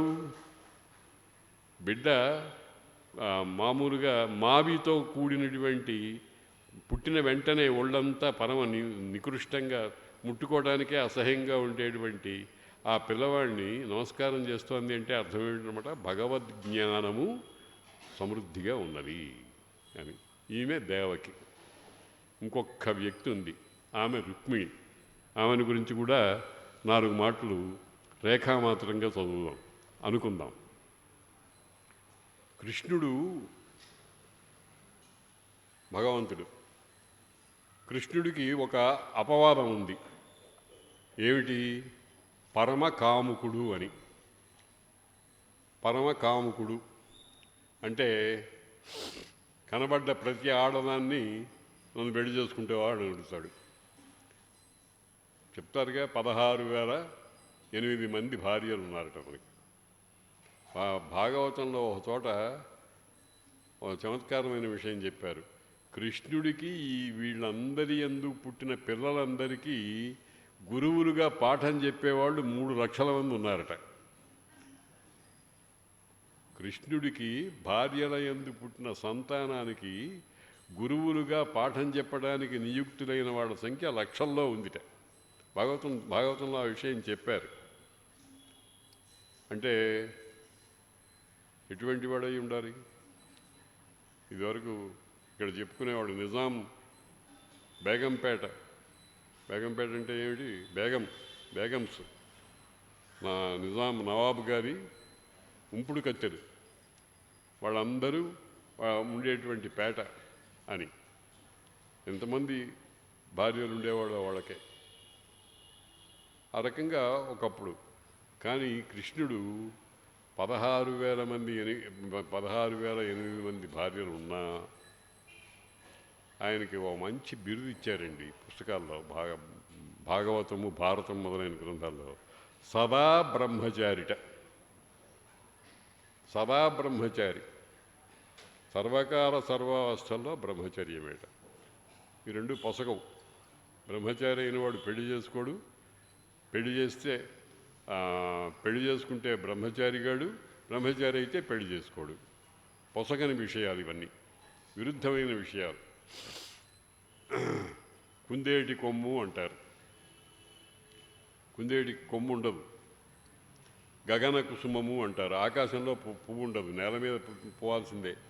అలాగే ఈయన చాలా గొప్ప బ్రహ్మచారి, సదా బ్రహ్మచారి అన్నారు. ఎట్లాగంటే దాని గురించి విచారణ చేశారు, చాలా విషయాలు చెప్పారు. అవి మరొక సందర్భంలో దాని గురించి చెప్దాం. అంటే ఇదంతా ఎందుకు చెప్తున్నానంటే, రుక్మిణిని విదర్భ దేశానికి వెళ్ళి బలాత్కారంగా రాక్షస వివాహంతో తీసుకొచ్చాడు కదా. శిశుపాలుడు మొదలైన వాళ్ళందరూ రుక్మి అన్న 5 తరువాత పుట్టిన ఒకే ఒక్క ఆడపిల్ల, బంగారు తల్లి. ఆ రుక్మి తన చెల్లెల్ని శిశుపాలుడికి ఇద్దామని కూర్చున్నాడు. ఆమెమో మనస్సులో కృష్ణుడికే నేను భార్యను అవుతాను, లేకపోతే చచ్చిపోతాను అని తీర్మానం చేసుకుని కూర్చుంది. ఇది పెద్ద సంఘర్షణ. ఇప్పుడు ఈ రోజుల్లో కూడా ఇటువంటివి చాలా అక్కడక్కడ జరుగుతున్నాయి. కానీ ఇంత భవ్యంగా, ఇంత దివ్యంగా జరగట్లేదు. అవన్నీ కూడా ట్రాజడీస్ అవుతున్నాయి. కానీ ఇక్కడ అట్టా కాదు. మొత్తానికి కృష్ణుడు ఏకరథుడై ఒక్కడే వెళ్ళి ఆ బ్రాహ్మణుడు, రుక్మిణి పంపించిన బ్రాహ్మణుడితో పాటు విదర్భ దేశానికి వచ్చి, ఆమె నమ్మితి నా మనంబున సనాతనులైన ఉమామహేశ్వరులని చెప్పి ఆ ఉమామహేశ్వరుని నమ్ముకున్నటువంటి రుక్మిణీదేవిని వివాహానికి ముందు భాగంలో ఆ అమ్మవారి పూజ, మనకి ఇప్పుడు కూడా గౌరీ పూజ అని చేస్తూ ఉంటాను చూడండి, ఆ చేసే సందర్భంలో ఆమెను తీసుకొచ్చి రథమెక్కి వెళ్ళిపోయినాడు. తక్కిన వాళ్ళంతా దిష్టి బొమ్మలాగా ఉండిపోయినారు. రుక్మి కాసేపు పెనుగులాడటానికి ప్రయత్నం చేశాడు. చూస్తే ఆవిడ గుండు కొరికి ముక్కు చెవులు కోసేసి పంపించాడు. పాపం కొత్తగా కాబోయేటువంటి భార్య ఏడుస్తుందని వాడిని చంపకుండా వదిలిపెట్టేసేసాడు. అటువంటి రుక్మిణి ఆమె చాలా గొప్ప జ్ఞాన సంపన్నురాలు. ఆమె మన అగ్నిజ్యోతనుడు అనే పేరు, అది నిజానికి అగ్నిజ్యోతనుడు కాదు ఆయన పేరు, ఒక బ్రాహ్మణుడని. ఆ అగ్నిజ్యోతనుడు అనేటువంటి వాడిని పంపించి ఒక వార్త పంపించింది ఆయనకి. పురుష సింహమా, సింహముపాలి సొమ్ము గోమాయువు కోరు చందమున మత్తుడు చైద్యుడు నీ పదాంబుజధ్యాయిని అయిన నన్ను వడితా కొనిపోవదలంచుతున్నవాడు ఆ అధమాధముండెరుగడు అద్భుతమైన భవత్ప్రతాపములని ఒక సందేశం పంపించింది కృష్ణుడికి. రేపు వాడి చేత తాడిగట్టించుకోవాల్సిన స్థితిలో ముందు రోజున ఆ కాబోయే భర్తను గురించి ఇచ్చిన సర్టిఫికెట్ వాడు గుంట నక్కలాగా ఉన్నాడు అని చెప్పిందండి. త్రియుతమూర్తి ఓ పురుష సింహమ, సింహము పాలి సొమ్ము గోమాయువు కోరు చందమున మత్తుడు చైద్యుడు నీ పదాంబుజధ్యాయిని అయిన నన్ను వడింతా కొనిపోవదలంచుతున్నవాడు ఆ అధమాధముండు, నీచుల్లో నీచుడు. ఇక అంతకంటే వాడికి మంచి బిరుదు లేదు. ఎరుగడు అద్భుతమైన భవత్ప్రతాపం. ఏమి ధైర్యం అండి, ఏమి ధైర్యం అండి. అమ్మవారు సీతాదేవి రావణాసురుడు వచ్చి, రావణాసురుడు అంటే సర్వలోకాలకు వణుకు, అటువంటి రావణాసురుడు వచ్చి నేను ఎదురుగుండా నుంచుంటే ఒక గడ్డి పలక తీసాడు పెట్టి నువ్వు ఇదిరా అని చెప్పింది సీతాదేవి అమ్మవారు. ఎంత ధైర్యం, ఏమిటి వాళ్ళ గుండెదన్ను. వాళ్ళు సాక్షాత్తుగా దిగి వచ్చినటువంటి దివ్య శరీరాలు కలిగినటువంటి వాళ్ళు. అలాగే రుక్మిణి కూడా. ఆమె రాఘవత్వే భవత్ సీత రుక్మిణి కృష్ణ జన్మని విష్ణోరేష అనపాయిని. ఈ విష్ణువుకి లక్ష్మి ఏ రకంగానో రాఘవుడైనప్పుడు ఆ స్థానంలో సీతాదేవి ఉంది, కృష్ణుడైనప్పుడు రుక్మిణీదేవి అయింది అని శాస్త్రవచనం. అటువంటి రుక్మిణీదేవికి ఒకసారి కృష్ణుడు ఏం చేశాడంటే బాగా ఆమెను పెళ్లి చేసుకున్నాడు, చాలా గొప్పగా ఆదరించాడు, ఆమెకు కావాల్సినటువంటివన్నీ ఇచ్చాడు, ఒక పుత్రుని కూడా ప్రసాదించాడు, ప్రద్యుమ్నుడు మొదలైన వాళ్ళని. అంతా అయిన తర్వాత ఓ మంచి రోజు చూసి ఆమెను నిష్కారణంగా కూర్చోబెట్టి నానా మాటలు అన్నాడు, అనరాని మాటలన్నీ అన్నాడు. ఏమమ్మాయి, ఎందుకు నన్ను వరించావు? నల్లగా ఉన్నాను నేను, గొల్లవాడిని, మాకు రాజ్యాలు మొదలైనవి లేవు, నువ్వేమో రాజపుత్రికవు. ఈ రాజపుత్రిక అయిందా ఒక మహారాజు కొడుకునికి ఎవరికైనా, మహారాజు అయిన వాడిని ఎవరినైనా పెళ్లి చేసుకుని ఉండాల్సింది, అనవసరంగా నన్ను ఎందుకు తీసుకున్నావు? ఇప్పటికైనా మించిపోయింది ఏం లేదు, ఎవరినన్నా ఎన్నుకుంటే ఎన్నుకో అన్నాడు. ఏం మాట్లాడి చాలా కాలం సంసారం చేసిన తర్వాత కృష్ణుడు మాకు అనంతపురంలో ఉండగా రామకృష్ణయ్య చెట్టి అని ఓ పోలీస్ ట్రైనింగ్ కాలేజ్ ప్రిన్సిపాల్ ఉండేవాడు. ఈ రాముడు ఈ కృష్ణుడు ఇద్దరు బద్మాష్గాడండి, ఆడవాళ్ళని ఎంత నీచంగా చూశారు వీడు అని చమత్కారంగా అనేవాడు. అది భక్తి లేక కాదు, అమ్మవారిని అంత మాటలు అన్నారు అని తట్టుకోలేక అంటున్నాడు అనమాట. అప్పుడు ఆమెకు అసలు దిక్కు తోచలే. ఆ దిక్కు తోచక ఆవిడ ఏం చేసింది, పరమ దుఃఖం అనుభవిస్తూ అప్పుడు ఒక పెద్ద ఉపన్యాసం చేసింది. ఎందుకు తాను శ్రీకృష్ణుడినే వరించింది, ఇతరులను ఎవరి దగ్గరికి వెళ్ళటానికి ఇష్టం లేని స్థితి ఎందుకు వచ్చింది అనేటువంటి దాని గురించి చెప్పింది. అదంతా మళ్ళీ వేదాంత రహస్యాలే. ఇందాక కుంతీదేవి దగ్గర, తర్వాత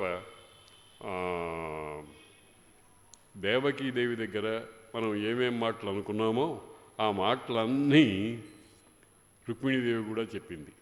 చెప్పి అందుకోసమే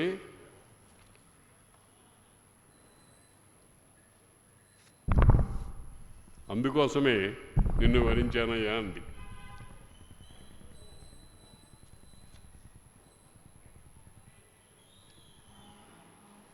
అని ఇట్లు భగవంతుడైన హరి తన్ను పాయక సేవించి ప్రియురాలి పట్టపుదేవిననేడు రుక్మిణి దర్పంబును నేర్పున ఉపసంహరించి, ఆమెకు నేను ఈ 16,008 మందిలో నేను నాయకమణిని అనుకుని ఒక భావన ఆమె మనసులో వచ్చిందిట. ఎక్కడైనా సరే కొంచెం అటువంటి అహంకారం వస్తే వెంటనే గిల్లిపారేస్తాడు దేవుడు.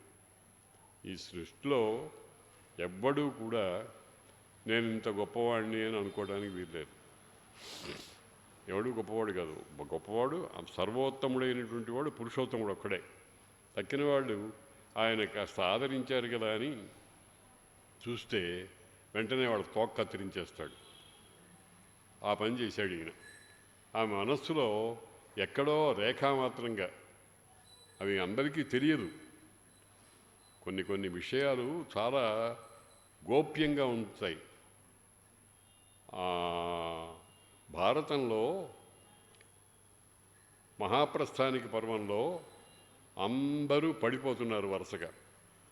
పడిపోతూ ఉంటే భీముడు ద్రౌపది పడిపోయినప్పుడు అడిగాడు, ఏమండి చాలా గొప్పది, మనను చాలా సేవించింది, 5 భర్తలతో ఏమీ పొరపత్యాలు లేకుండా ఇంతకాలం జీవించింది, మనందరికీ ప్రియురాలు, అటువంటి ద్రౌపది ఎందుకు పడిపోయింది అని భీముడు ధర్మరాజును అడిగాడు. ధర్మరాజు ఆమె పడిపోతే ముఖం తిప్పి వెనక్కి చూడకుండా ముందరికి పోతూనే ఉన్నాడు. ఎవడైనా ఆ పని చేయగలడండి? కొన్నాళ్ళు సుమారు ఒక 60-70 ఏళ్ళు కాపురం చేసినటువంటి భార్య తన ముందు పడిపోతూ ఉంటే ఏమీ పట్టించుకోకుండా వెళ్ళగట్టం అనేటువంటిది మానవ మాతృడికి సాధ్యమవుతుందా? వెళ్ళిపోతుంటే భీముడు దిగాడు, అన్నా ఆమె పడిపోయింది, నువ్వు వచ్చాయి అన్నాడు. ఎందుకు పడిపోయింది అని అడిగాడు. యోగభ్రష్ట అయింది ఆమె అన్నాడు. ఏమిటి యోగభ్రష్ట అంటే, ఈమె 5గురికి భార్య అయి అర్జునుడి మీద కొంచెం ఎక్కువ మమకారాన్ని పెట్టుకుంది, అందుకని భ్రష్టమైంది అని చెప్పాడు. ధర్మానికి ఇష్టానికి భయంకరమైన తేడా ఉంటుంది. ధర్మం అంటే అది క్షురస్య ధార నిశిత దురత్యయ ధర్మం పథస్తత్కవయో వదంతి అని. ధర్మం అనేది చురకత్తి అంచు లాంటిది. ఎప్పుడు ఏ రకంగా చేస్తే ప్రాణాలు పోతాయో చెప్పలేం, అంత జాగ్రత్తగా పాడాలి. మనల్ని చూడలేదు కదా ఎవరు, మనం ఏం చేస్తే అది ఘనకార్యం అనుకుంటే భగవంతుడు గిల్లిపారేస్తాడు. ఆ రకంగానే రుక్మిణీదేవి మనస్సులో ఎక్కడ బయటపడలా ఆమె. కానీ సర్వజ్ఞుడు కదా కృష్ణుడు, ఆయనకు అన్నీ తెలుసును. ప్రతి జీవి యొక్క పుట్టుపూర్వోత్తరాలన్నీ ఆయనకి తెలుసును.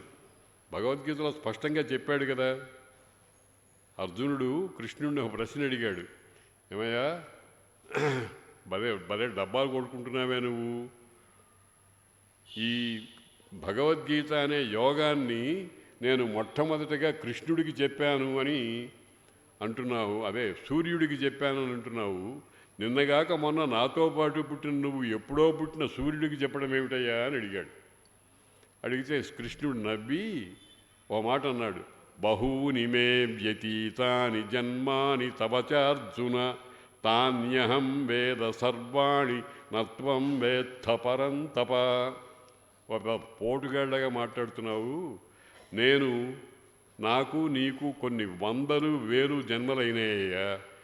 నా జన్మలు నీ జన్మలు నీలాంటి 84 లక్షల జీవరాశుల జన్మలు అన్నీ నా చిట్టాలా ఉన్నాయి, నీదే తెలియదు. అది నీకు నాకు తేడా అని. అటువంటి వాడినే సర్వజ్ఞుడు అంటారు. సర్వజ్ఞ, విష్ణు సహస్రనామంలో సర్వజ్ఞ అనే శబ్దం ఉంది కదా. సర్వశర్వ అని ఆ పేర్లన్నీ ఉన్నాయి. అవన్నీ అర్థవంతమైన పేర్లు. కాబట్టి రుక్మిణీదేవిలో అహంకారం ప్రవేశించింది అనే విషయము ఆయనకొక్కడికి తప్ప ఇంకెవ్వరికీ తెలియదు. ఎక్కడా దానికి ఒక సన్నివేశం లేదు, కానీ ఆయన కనిపెట్టేశాడు. అదే సర్వజ్ఞత యొక్క లక్షణం అన్నమాట. అందుకని ఆమెను ఉడికించాడు, ఏడిపించాడు. ఏడిపిస్తే అప్పుడు ఆమె చెప్పింది, చాలా చాలా దుఃఖపడింది.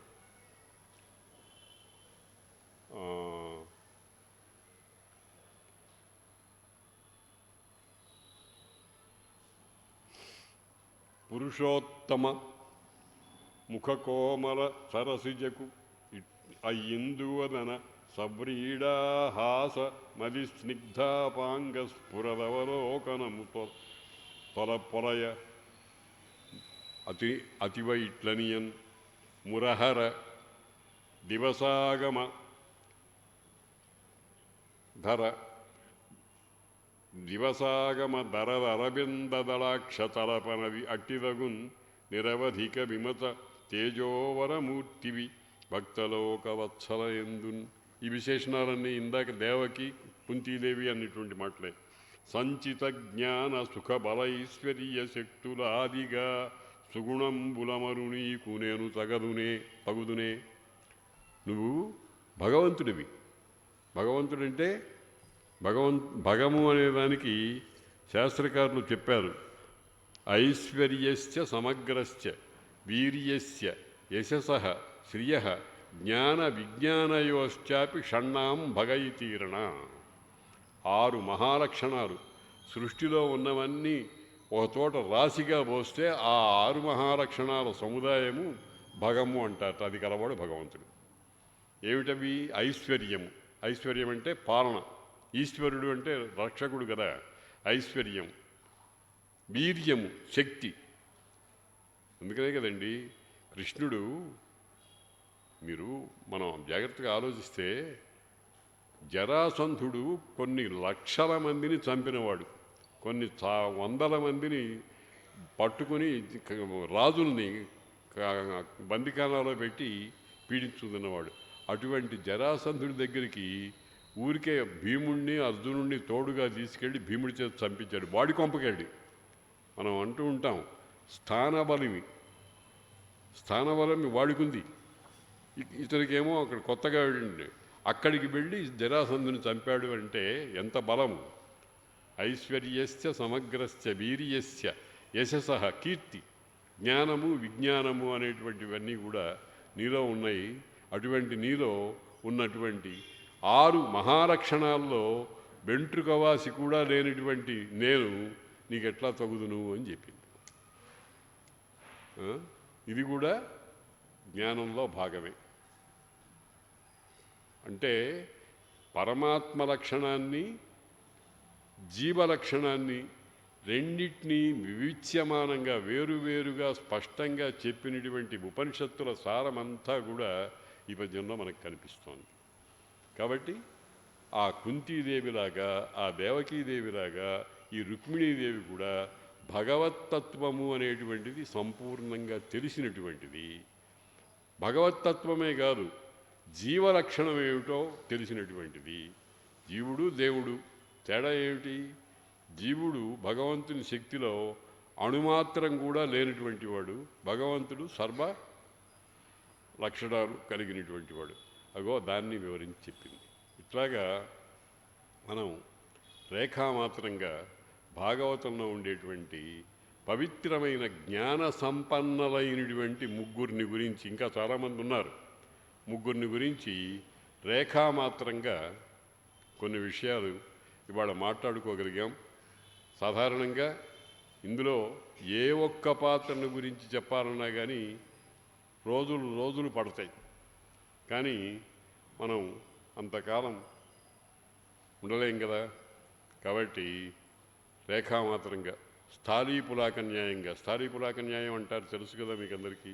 ఒక పెద్ద గిన్నెలో ఓ సేరు బియ్యం ఉడికేటువంటి గిన్నెలో అన్నం ఉడికిందా లేదా అని తెలుసుకోవడానికి ఒక మెతుకు పట్టుకుంటారు. ఆ మెతుకు ఉడికినట్టు తెలిస్తే తక్కినవన్నీ ఉడికినట్టే. అలాగే ఇప్పుడు మనం స్థాళీపులాక న్యాయంగా ఒక 2 విషయాలు, 2 మెతుకులు పట్టి చూసాం. మొత్తం అంతా చూడక్కర్లే.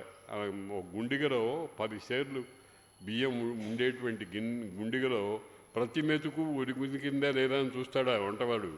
ఇది ఉడికింది ఇది ఉడికింది అని తీసి పక్కన పెడతాడా? ఒక మెతుకు పట్టుకుంటే తెలిసిపోతుంది. ఆ రకంగా ఇప్పుడు మనం కుంతీదేవిని, దేవకీదేవిని, రుక్మిణీదేవిని వాళ్ళ జ్ఞాన సంపదను గురించి రేఖామాత్రంగా స్థాళీపులాక న్యాయంగా సంభావన చేశాం. స్వస్తి.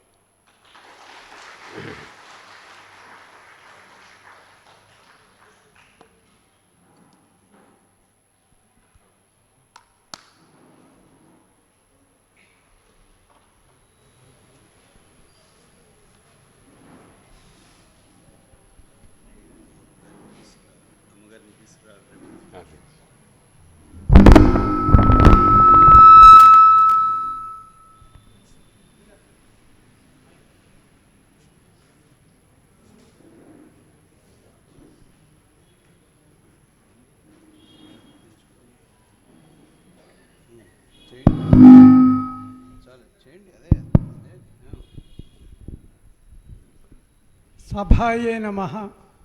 ఈరోజు గురుదేవులు మహామహోపాధ్యాయ శ్రీ శలాక రఘునాథ శర్మ గారు మనకి ప్రవచనం ఇచ్చారా అనేది నాకు అనుమానం వచ్చింది. ఆయన ఇచ్చింది ప్రవచనం కాదు, ఇవాళ మనకి దృగ్దృశ్య వివేకం కలిగించారు.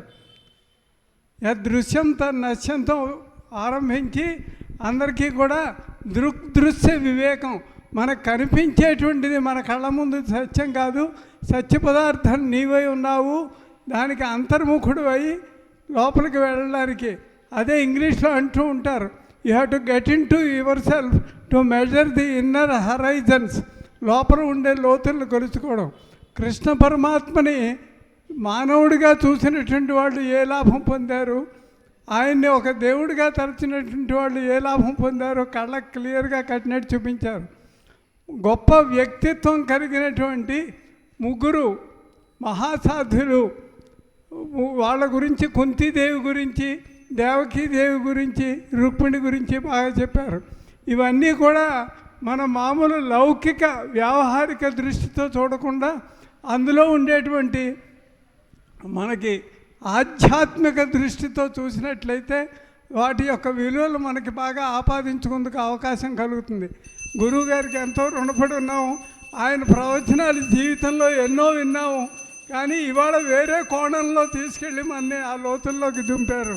వారికి మరొక్కసారి ధన్యవాదాలు అహం బ్రహ్మాస్మి తరఫు నుంచి, అలాగే శృంగేరి శారదా మఠం తరఫు నుంచి కూడా ధన్యవాదాలు.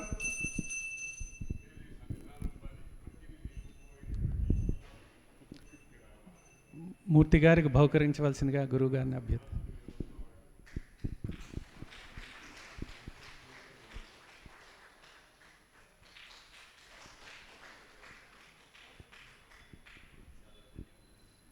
గురుగారు రేపు మళ్ళీ ఒక ప్రత్యేకమైన అంశంతో మళ్ళీ వస్తారు సమయం తీసుకొని. సో గురుగారిని రేపు మనం సత్కరించుకుందాం. నేటికి స్వస్తి.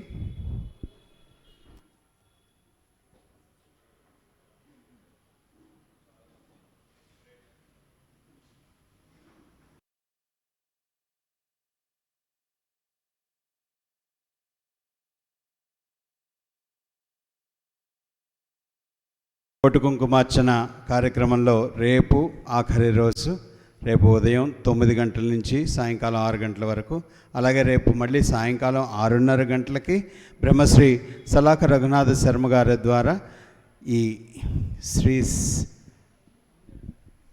సౌందర్యలహరిలో వేదాంత అంశాలు అనే అంశం మీద కూడా రేపు గురువుగారి ద్వారా ఆ విషయాన్ని కూడా తెలుసుకోవడానికి ప్రయత్నిద్దాం. అందరూ తప్పనిసరిగా రండి. ముఖ్యంగా గురువారం ఆఖరి రోజు ఈ కార్యక్రమానికి. రేపటితో కుంకుమార్చన పూర్తవుతుంది. ఎల్లుండి ఉదయం 8 గంటలకు చండీహోమం, పౌర్ణిమ చండీహోమం మొదలవుతుంది. 11 గంటలకి 8 రోజులు వచ్చిన మహిళలందరూ తప్పనిసరిగా రండి. అందరూ ఇక్కడ కూర్చుని మరొక్కసారి కుంకుమార్చన చేసుకుందాం. ఒక్కసారి అందరూ ఒకేసారి కూర్చుని చేసుకోవాలి. అది 11 to 12 ఉంటుంది. 12 గంటలకి శ్రీమతి కిరణ్మయ్య గారి ద్వారా లలితా వైభవం అనే అంశం మీద కాసేపు ప్రసంగం ఉంటుంది. తదుపరి అన్నప్రసాద వితరణ. తప్పనిసరిగా గురువారం చేసుకునే కార్యక్రమంలో అందరూ పాల్గొండి.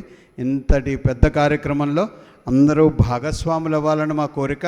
అందుకని ఆ చండీ హోమం అనే అంశం మీద అక్కడ ఆర్జిత సేవ ఆఫీసులో మీరు సంప్రదించవచ్చు. గోత్రనామాలు చదువుతారు. ఆ కార్యక్రమంలో పాల్గొనే వాళ్ళు ఆఫీసులో సంప్రదించండి.